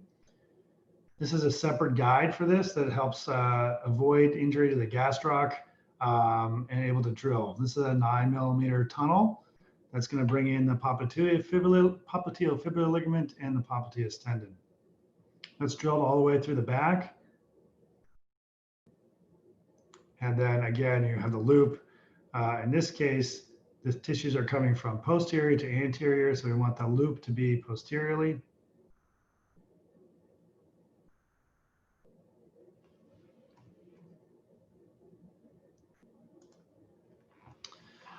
And then for the femoral side, again, we're going to identify our 2 tunnels. I start with either the popliteus or the FCL. In the acute setting, primary setting, I usually start with the FCL because that's most important for me, 1.4 millimeters proximal and posterior. And then in this setting, this video was recorded a little older, but in this setting, you want this to be directly, you want this to be directly across and 35 degrees anterior, as been shown by Chawla, Moch, and Laprade. And then your popliteus tendon is going to be 18.5 millimeters, or I just go right into that anterior sulcus. There is a parallel guide in this set that we designed that allows you to kind of make those measurements, and then allows their pins to be parallel so you don't get incurred. So this is that study that I was mentioning earlier by Dr. Mochi. And so here your FCL, to avoid your ACL, you want your FCL to be directly going across the femur at 35 degrees anterior, and then your popliteus tendon in a parallel direction. And that's to avoid conversion with your ACL. So then for your fixation, start with fixation of the FCL here. So I place the FCL interference screw here. We're going to bring that down. It's important to make sure that you bring that deep to the IT band into that bursa. And then we'll bring it in a lateral to medial fashion through the fibular head. That will be fixed at 30 degrees with a valgus load. And it's important to make sure the knee is in neutral rotation. You don't want to, you can very much over constrain the knee if you put this in internal rotation. The popliteus tendon will then be placed along that groove. It's helpful to have the knee bent for this part. Exit posterior through the capsule. I've had questions about, do you injure the lateral meniscus? I've gone back and put the scope back in every single case after we pass these grafts, and I've never seen an injury to the lateral meniscus with this technique. I guess it's possible, but I've not seen it before. Again, so knee is at 30 degrees, valgus load, neutral rotation, and we'll pass this screw here and fix the FCL. And then the popliteus tendon and PFL will be brought through the tibial tunnel and secured at 60 degrees, neutral coronal position and neutral rotation. So that should fix most of the coronal stability with the FCL. And then when you go in and fix the popliteus and PFL, that's going to fix your rotation. It's helpful to identify which is which. You may mark them just as you're pulling them through. So here we're marking the sutures, just so we know which one is which as you're tensioning them. So it's also helpful to bring them through individually. If you try and bring them both through the 9mm, they could get jammed up at the aperture. So I like to bring them through individually and then tension them. It's important to cycle the knee prior to fixing these, but then again, 60 degrees, neutral coronal position, neutral rotation, tension on the grafts. In terms of order of fixation and combined injury, I like to do this side first, and then I'll go and do, I'm sorry, PCL always first, and then I will do the posterolateral corner next, then the ACL, and then the MCL.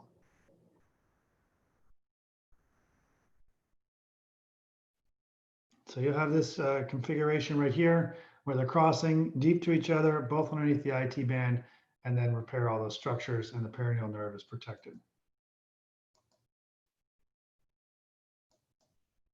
So in summary, FCL and posterolateral corner injuries are more common than you think.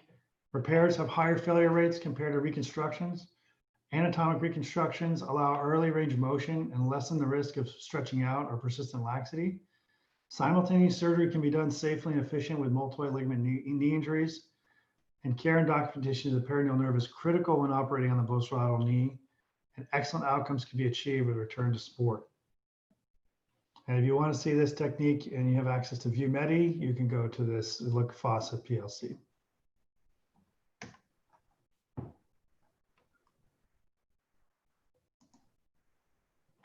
Thank you. Thank you, Dr. Scott. That was an excellent demonstration. If anyone would like to ask any questions. Yes. Yeah. Ranjit, go ahead. Ranjit, go ahead. Ranjit, you need to unmute yourself. Yeah, now am I audible? Yes, yes, you're audible. Yes, okay. Yeah, Dr. Fawcett, when you are fixing at the fibula, so how often you get the fracture of the fibula? And if we get the fracture of the fibula, then what is the bailout? You come down, or how much you come down? How you make a new tunnel? What are the tips in those scenarios? Question. So question is about what to do about fibular bone injuries. So if you recognize it preoperatively, certainly putting on some sort of fixation can be helpful to fix that. Or in the case that I talked about, if it's non-displaced, you can try and get that to heal, give it a few weeks to heal. And if it doesn't heal, then you can move forward. If you have issues with bony instability, and this is often this is the same case in the pediatric population, you can bring your tunnel a little bit more distally in order to make sure you have adequate bone stock. If you have a complete blowout of the fibula, that's a very challenging issue. And so there are techniques of kind of using different types of grafts to sew them onto the fibula distally to that. There's also grafting techniques. I think the harder one is the biceps bony avulsion, just because the forces on that biceps tendon are very difficult to adhere to. So I think you need to do more than just the bony fixation. You need to do soft tissue tenodesis fixation to the peroneus longus fascia just to neutralize that force across the fibular fracture and address that. But this is a very complicated injury when you have that blowout fracture. In some cases, you can go a little bit more distally.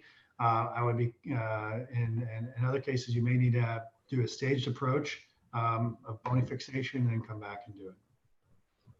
In case of chronic arcuate fractures, after 3 weeks, even if we try, it will not come to the fibula. So how you fix those fractures? So in some cases, you may want to just avulse, you may just want to release the bone and just do a soft tissue tenodesis to the remnant fibula, depending on the size of the bony fragment. I would not recommend a single screw, or I've seen numerous cases of people trying to put a screw down the fibula, and they failed 100% of the time. So maybe occasionally you might be lucky, but all the cases I've seen have not done very well, and they've been just pulled out. So be cautious about that treatment. Use suture fixation, and you can even consider a small plate fixation, fixing it to the fibula head in a big enough fracture. But if it's a small enough fracture, I just excise the bone and do sew the tendon back onto the remnant bone. Dr. Scott, how does the RCRO's modification of Larson's technique biomechanically differ from, or biomechanically compared to your technique? So this technique is the most anatomic approach. In terms of outcomes, there's been no study that shows that this approach is better than some of the other higher level techniques. In terms of biomechanically, there's a little bit better rotational stability with this technique compared to a single femoral tunnel. And if you just look at the anatomy, the two positions are so far apart from each other, you can't think that you're going to get anatomic and appropriate biomechanical fixation, not fixation, but appropriate biomechanics of the knee when your fixation points are so, when you bring two fixation points that are this far apart to one. So I'm talking about there's a difference, but clinically there is none. No, I'm talking about two femoral tunnels and a single fibular tunnel, not having the tibial tunnel. So basically, this is RCRO's modification of the Larson's. Larson's had a single tunnel on the femur. Here we have two tunnels on the So how does that differ biomechanically in terms of how does it do biomechanically in terms of your anatomical Laprade technique? So you miss out on the rotational stability of the tibial femoral rotation is what I was mentioning. And what about the tibio-fibular dislocations or subluxations that you sometimes see? Does your technique give that stability too, or it does not address that? This technique does address the tibial tib-fib posterior capsular joint. It doesn't directly reconstruct those. Those ligaments are slightly more distal on the fibula than the PFL, but you do get some better stability with this technique. So as you mentioned, if you have proximal tibia-fib instability, that would not be corrected in the modified Larson technique. One more question. With a common peroneal nerve injury, which is almost 50% we know do not recover, at what stage would you recommend a tendon transfer for the foot? So that is another great point that, doing nerve repair has not shown very good outcomes. So I would definitely lead more towards doing tibial transfers, at least getting a consultation about doing tendon transfers to discuss with the patient. Now, that being said, there have been some recoveries upwards of a year. And I'll show you a case of Dr. Laprade that did have late recovery. But I think in order to restore function for the patient, get them back to being able to use their foot normally, at least having that consultation and a shared decision-making at the 6-month mark to kind of discuss. At that point, the patient's going to be starting to return to more activities and have that consultation in 6 months, but maybe not go forward until a year for the tendon transfers. There is one paper by Dr. Andrew Amis, which compares two technique, the posterolateral corner anatomical technique by Rob Laprade and the modified Larson technique, which is only fibula-based reconstruction. So there is a technique, there is a comparative study. They have compared it. In fact, it's co-authored by Sunil Apsangi, our own man. And then they compared two techniques and they found out that rotary stability in early phase is better with the Laprade technique as compared to the only fibula-based technique. Mm-hmm. Yeah. Any other question to Dr. Scott on this PLC reconstruction? Hey, I have a question for you. Nerve graphs? You're the ALL guru. Andy. And Andrew Amis. No, Andrew Kiesling. Andy, you hear me? Hello. Yeah, Andy. In what setting would you ever see a need for ALL combined with like a complete lateral sided complex? Are you addressing those, or those tend to have more severe injuries of tendon injuries that you would just repair in that setting? If it's clearly a soft tissue avulsion off the bone, off the tibia, I think repair is reasonable in that setting. I don't think you need to add a graft. But you look at the obliquity, when you look at the studies either by Klaus in the anatomy study in 2013 or Kennedy in 2015 with Leprad's group, look at the obliquity of the ligament. They share a fair amount of the same vector.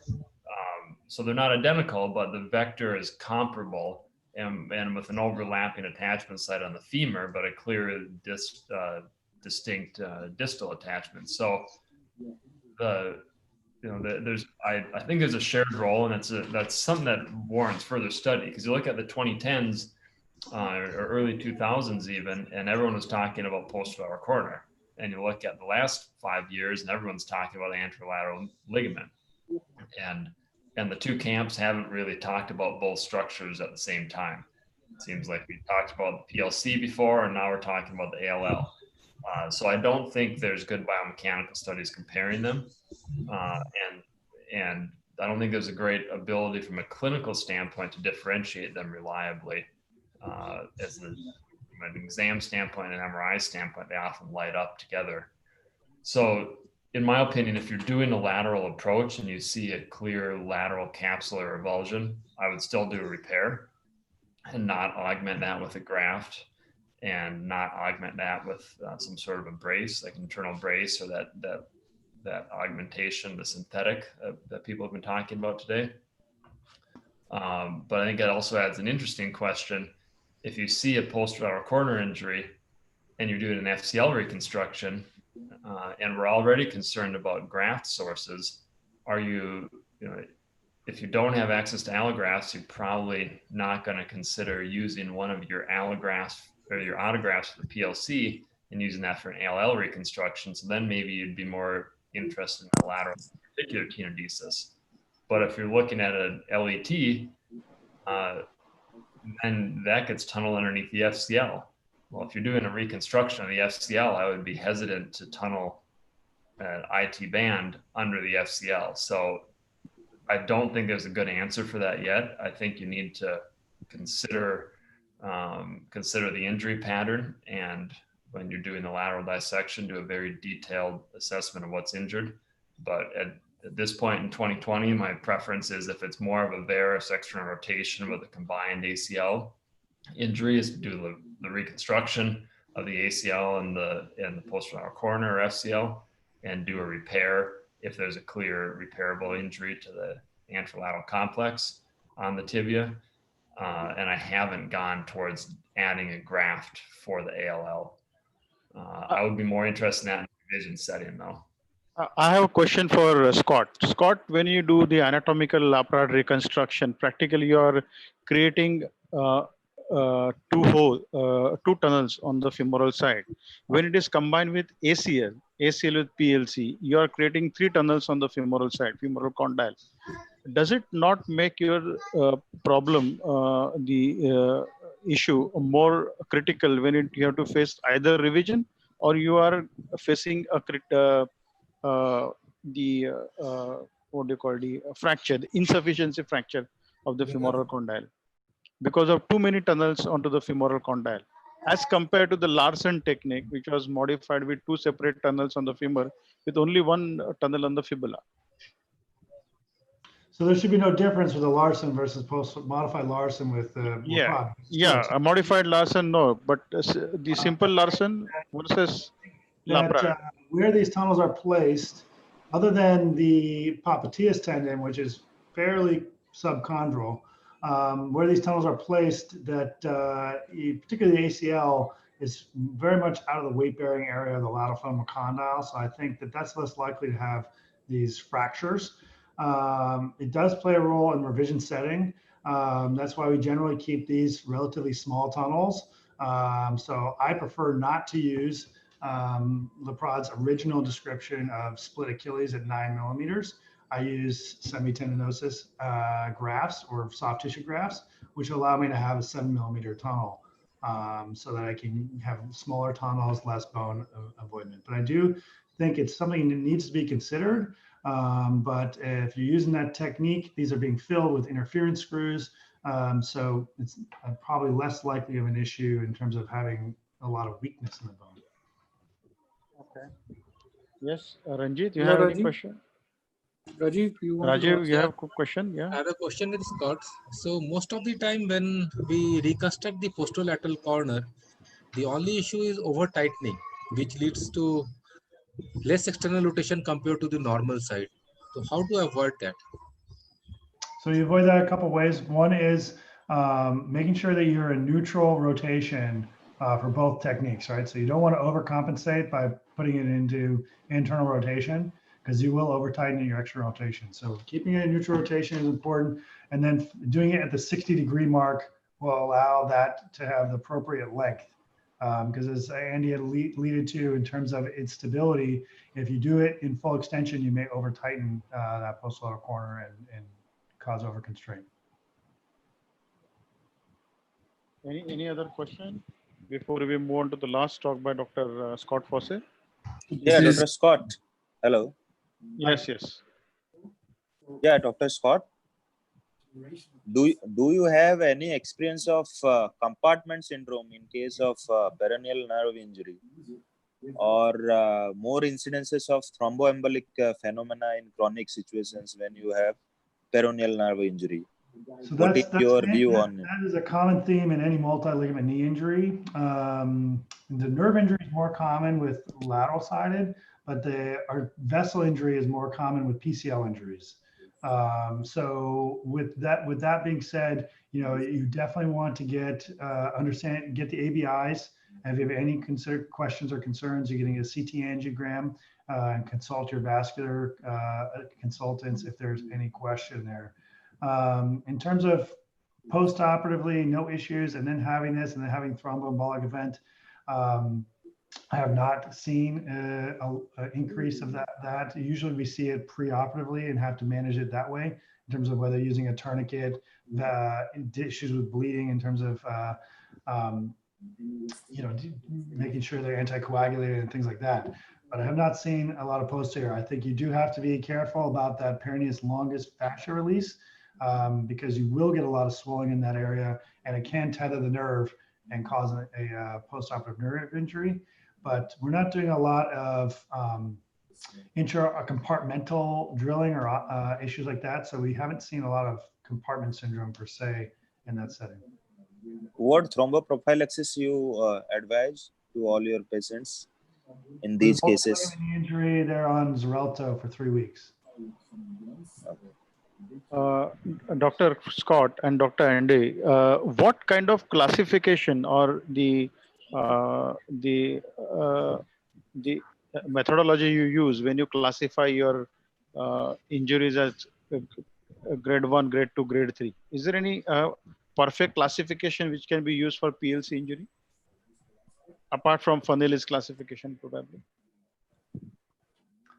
There was a recent paper that was published looking at consensus, interviewed a number of post-lateral corner injury experts, and there was universal consensus that the classification system is not good.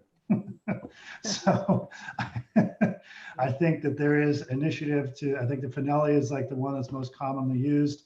I find that using, I think that's probably the easiest to use in my hands. Okay.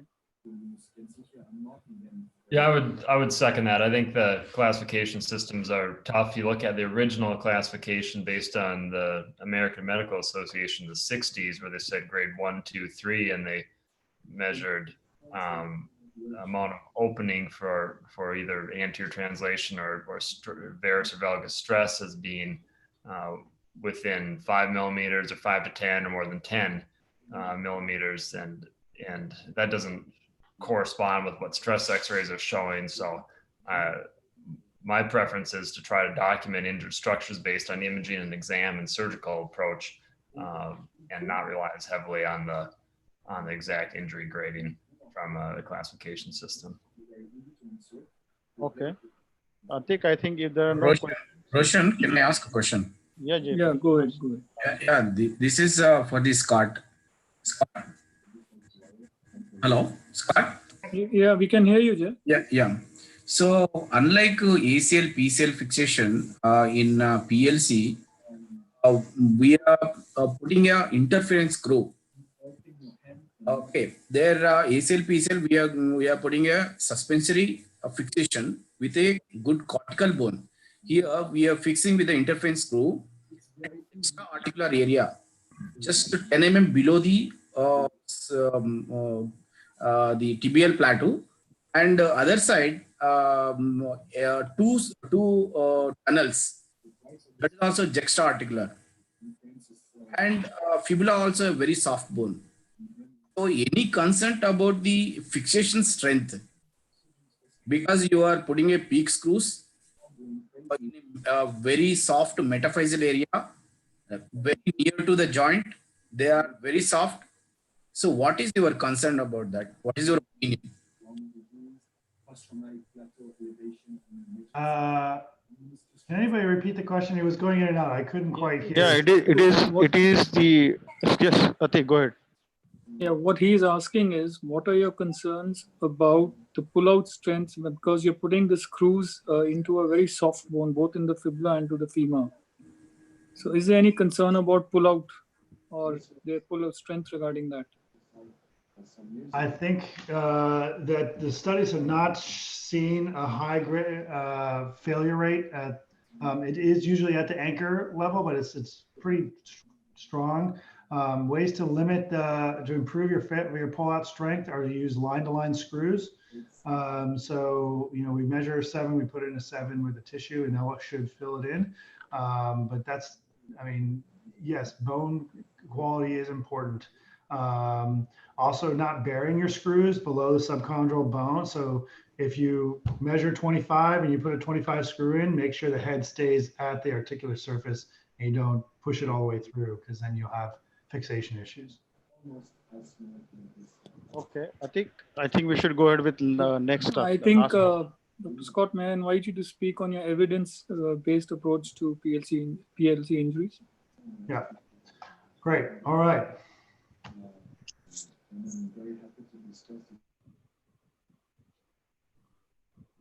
So management of posterolateral corner injuries. So I think the key concepts here that we've hit on, and we're just going to reiterate again later for this talk, is proper diagnosis is key, early surgical treatment when indicated, and then a staged recovery process that focuses on range of motion, getting that done in a timely fashion, the use of bracing, and then serial evaluation and progression to activities. So proper diagnosis. These injuries are often missed. In a study, UK, of 68 patients, 50% of patients were misdiagnosed on the referral to their knee specialist, and 72% of patients were misdiagnosed at the emergency room. This is a pie chart of the other injuries that were included in there. But as you can see, a large number of ACL-only injuries were misdiagnosed with, they actually had posterolateral corner injuries. So it is important to examine all these knees with your own hands and understand that would come with a fresh plate. Don't just take what's happened. Also to counsel your referring providers that if there's any suspicion, they should be seen earlier rather than sooner. Only in the sense that we do know that outcomes of chronic posterolateral corner injuries are inferior to acute. So thorough and timely physical exam is key. So look at their gait, do a gait analysis, watch them walk, do their skin exam, location of ecchymosis in the acute phase, do a full complete knee exam. Don't get distracted that this could just be an ACL. Understand the coronal stability at both 0 and 30 degrees, and also perform rotational stability with the dial test. So this is Dr. Laprade showing this technique, 0 to 30, stabilizing the femur, putting your fingers on that FCL and being able to feel it getting taut is key in that setting. Same thing here with a dial test. Having the patient prone to do the dial test is very key. It can be very reproducible. Measuring it here at 30 and then 90 degrees.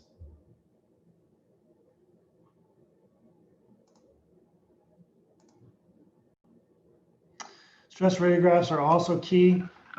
These can be done very simply. You want to get both the right and the left knee, and you're just going to measure the difference between the two. And this is probably the most diagnostic approach. Sometimes patients may be kind of guarding their knee, so it's important to understand in that sense of whether it's guarding. But I think it's very important to do these radiographs so that you can document the status of the knee, and these are useful in both the acute and chronic setting, as well as how you did post-operatively. We do these, repeat these at 6 months.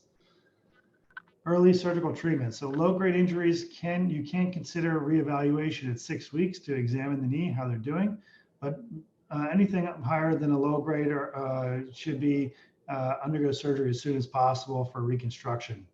And that's because chronic posterolateral corner injuries lead to a varus thrust and coronal malalignment. Okay, so it's important that you see this. This is a patient here, and you can see the valgus thrust on that right knee as the patient is walking.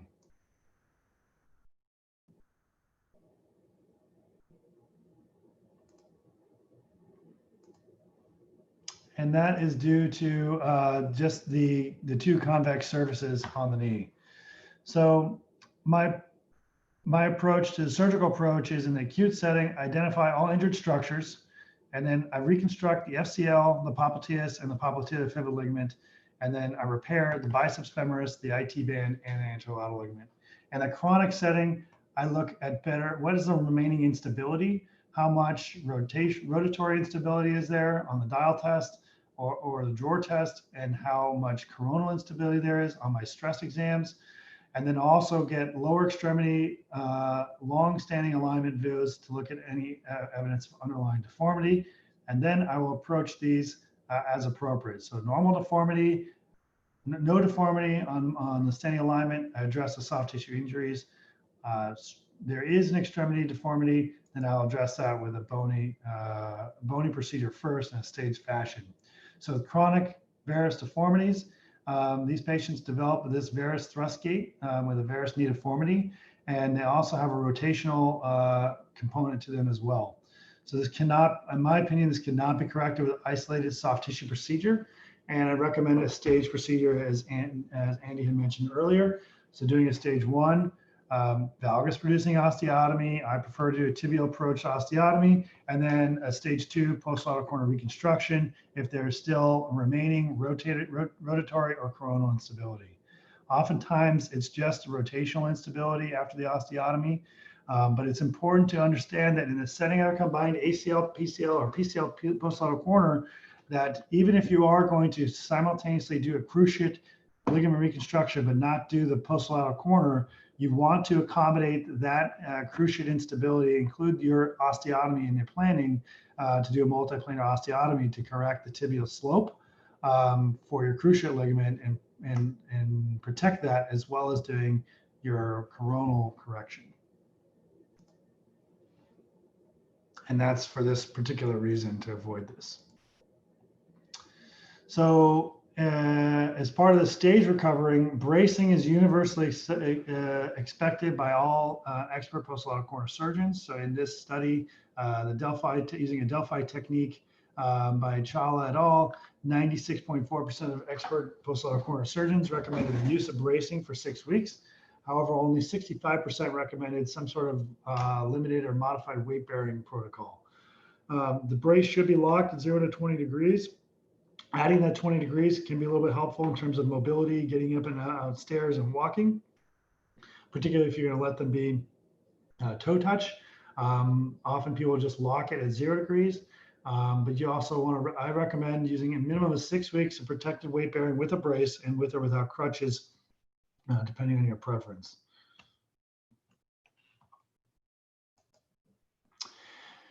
Then the stage 1 is really focusing on range of motion and muscle activation. So we want to avoid isolated hamstring exercises that can introduce a lot of rotational instability into your knee, and particularly with the posterolateral corner. So we treat these a lot less, we treat these a lot like PCLs, where we're trying to avoid some of that posterior kinetic chain strengthening.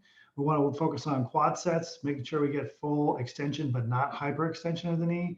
And then with a goal range of motion of 0 to 90 degrees at 2 weeks.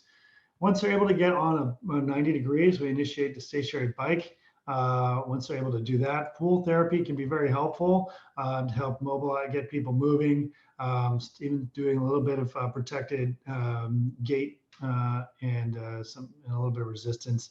So we utilize the pool very frequently. Stage 2, muscle strengthening and endurance. So we really want to focus now on increasing quad and gluteal adductor strengthening. We can gently introduce hamstring exercises with just isometric. We don't want to do a lot of strengthening of the hamstring at this point. And we're doing mostly closed chain exercises. So you can see here, we're just controlling the ball. We can add a lot of single leg strength, but we're not doing a lot of perturbations or side-to-side movement that puts stress on the construct. Stage 3, we're going to start adding dynamic perturbations, change of direction for these patients. So this is more of a controlled strengthening and balance program. So we have this bungee cord set up on here. You can put them on a balance board and start adding perturbations on them. We add leg press, squats, and we can start to do some more concentric hamstring strengthening exercises. Stage 4, this typically happens at around 9 months. The consensus statement recommended that the patients take at least 9 months prior to return to sport. This is a graduated return to sport with low contact, initially working on just sport-specific drills, and then adding in contact and then play. So in summary, when you look at posterolateral corner injuries, you examine the experts, you undergo a Delphi technique. We found high consensus in early diagnosis and treatment of posterolateral corner injuries is the key to success. Early postoperative range of motion to limit arthrofibrosis is also very much well accepted and encouraged. Limiting postoperative hamstring strengthening in the first couple phases of recovery, and then advising patients of a 9-month return to sport with a criterion-based rehabilitation. And thank you very much.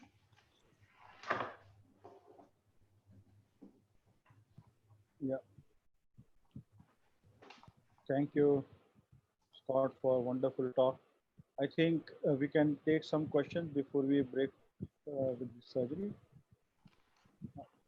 Break with this live webinar. Yeah, then, thank you, Dr. Scott. Are there any questions for Dr. Scott or Dr. Andrew? I have a question, Scott and Andrew both, because you have been dealing with this posterolateral corner injury.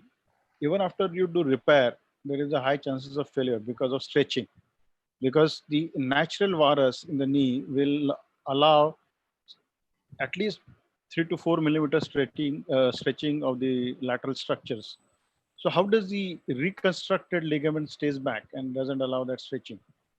Because naturally we have more laxity on the lateral side as compared to the medial side. The question is, why is there more stretching with repair versus reconstruction? So in both technique, doesn't it does a similar way? If you can have the stretching on the repair, similar way you can have the stretching on the reconstructed side. So a couple of points on that. In terms of the repair, in straight soft tissue avulsions of the injury, those patients generally will do fine. But I think it's very difficult to get your length adjustment correct in a intrasubstance tear, which is where most of these FCL injuries occur, is intrasubstance. I think it's much more rare to have avulsion off the femur or tibia or the fibula for these FCL injuries. So again, like I said earlier, Popliteus I think is debatable on doing direct repair if it's injured directly off the femur.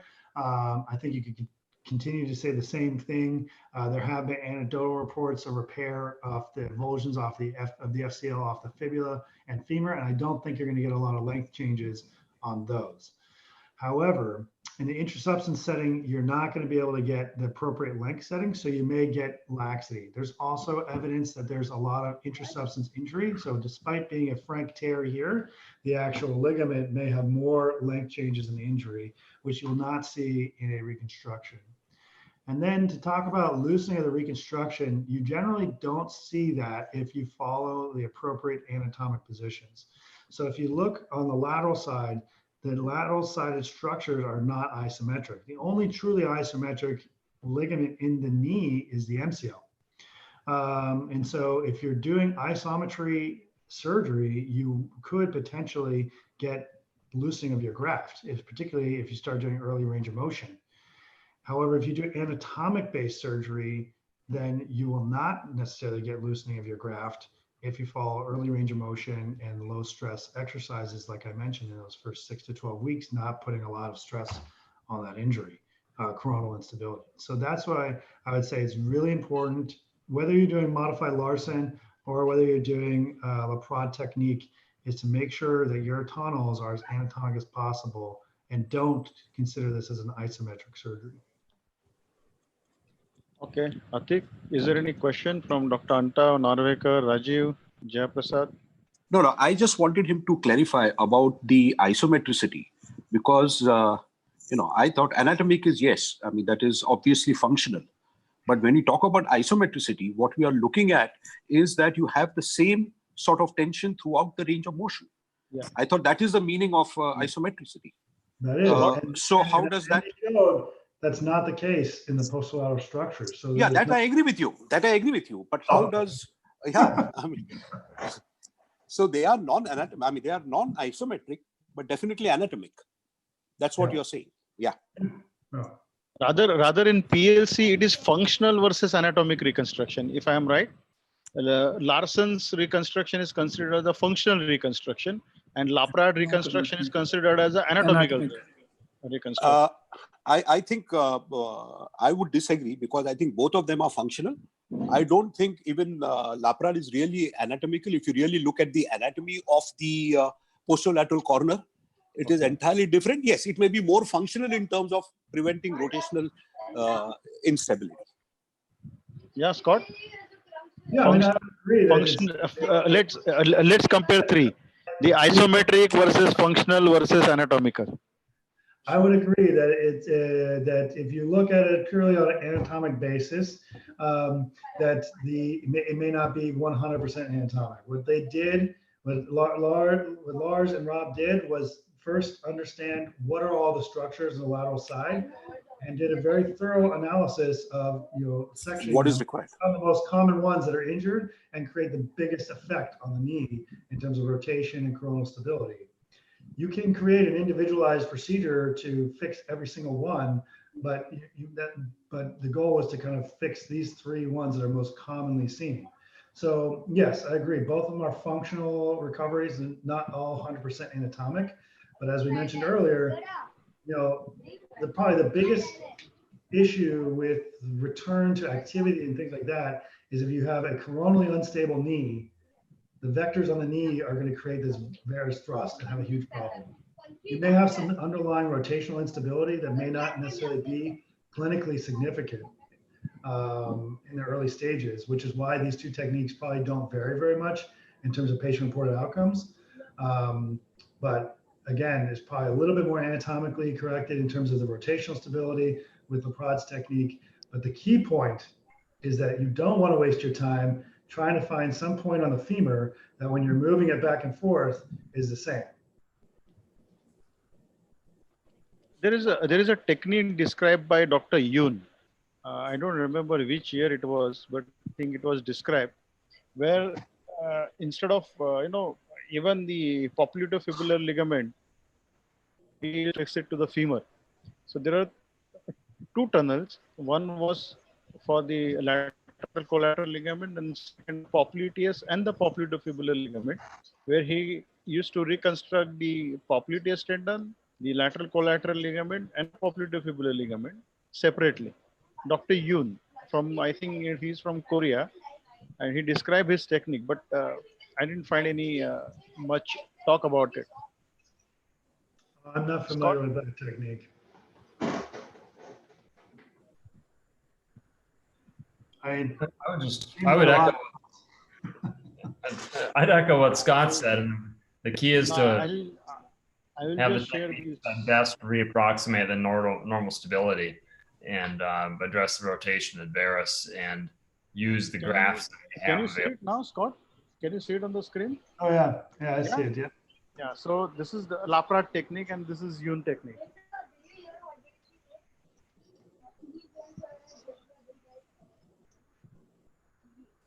So anatomically, the popliteofibular ligament does not go that far up. It's basically just goes straight up rather than in Laprade's technique, it goes back.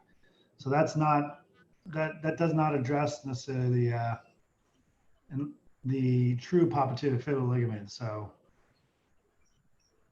And Dr. Narvekar was talking about this isometric point. I'll just show you, because is it right, sir?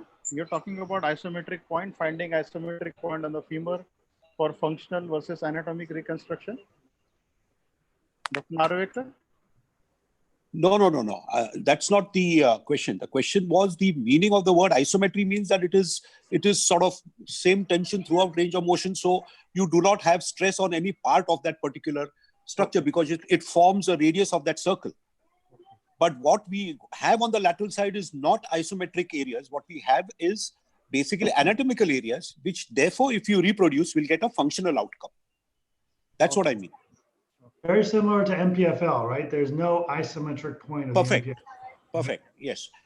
The only thing, very interesting about the lateral part of the knee as compared to the medial is that in the intrauterine life, actually the popliteus, I mean the fibula and the tibia, both are articulate with the femur. And the fibula, it descends down to where it is located now. And with that, it pulls the capsule down.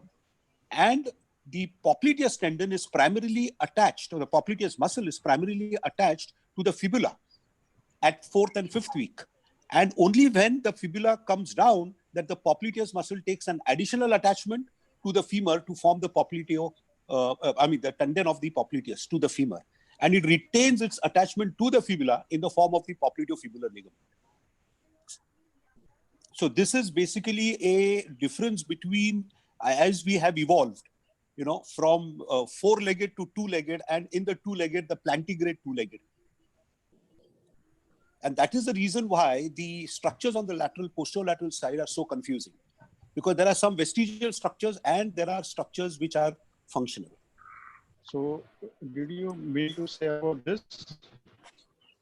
Yeah. Yeah. So now here you can see the popliteus attached to the femur as well as to the fibula head. You can see the popliteus. No. See, this is your normal anatomy. This is where the popliteus tendon is going to the femur, and you have the popliteofibular ligament, which comes from the musculotendinous junction of the popliteus. So it is in the form of a tendon, which comes from the junction, and it comes at an angle. So it comes at 60 degrees to the muscle first, and then it comes down a little bit more vertical. So it comes at an angle to that particular popliteus muscle. That's how the popliteus. We've done these dissections in 2000. We've even published it in, I don't remember which journal, international journal. I think it was one of those CCOT journals or something in 2000. So it's very interesting, the posterolateral corner. Yeah. So I think that was a very good discussion. Dr. Scott, Dr. Andy, Dr. Narvekar, Dr. Nicholas Antao. Yes, Dr. Antao? Dr. Laprade has shown us to restore the anatomy. And once you restore the anatomy, you get the maximum function. Yeah. Exactly. Yeah. That Rob Laprade session in Goa was wonderful. In fact, Scott was there, and we had interacted so much about the multiligament, posterolateral corner, posteromedial corner, and all the injuries. And I think our understanding is very clear that anatomical reconstruction will always give you optimal result. I will not say you the best result, It's an optimum result what we can achieve in anatomical reconstruction. Once again, I'd like to thank Scott, Andrew for wonderful lectures on PLC, your insight, your complete description of the anatomy as well as the reconstruction technique and every details of the anatomical reconstruction. So Thank you for having me, Roshan. It's good to see you all. Thank you, Scott. Thank you, Andrew. That was a wonderful talk of yours. Thank you, when you Andrew. discuss about the anatomy and Thank other you, things. Scott. Thank you, both of you. It was wonderful to have both of you again. I will just end the live session, and if you want, you can interact.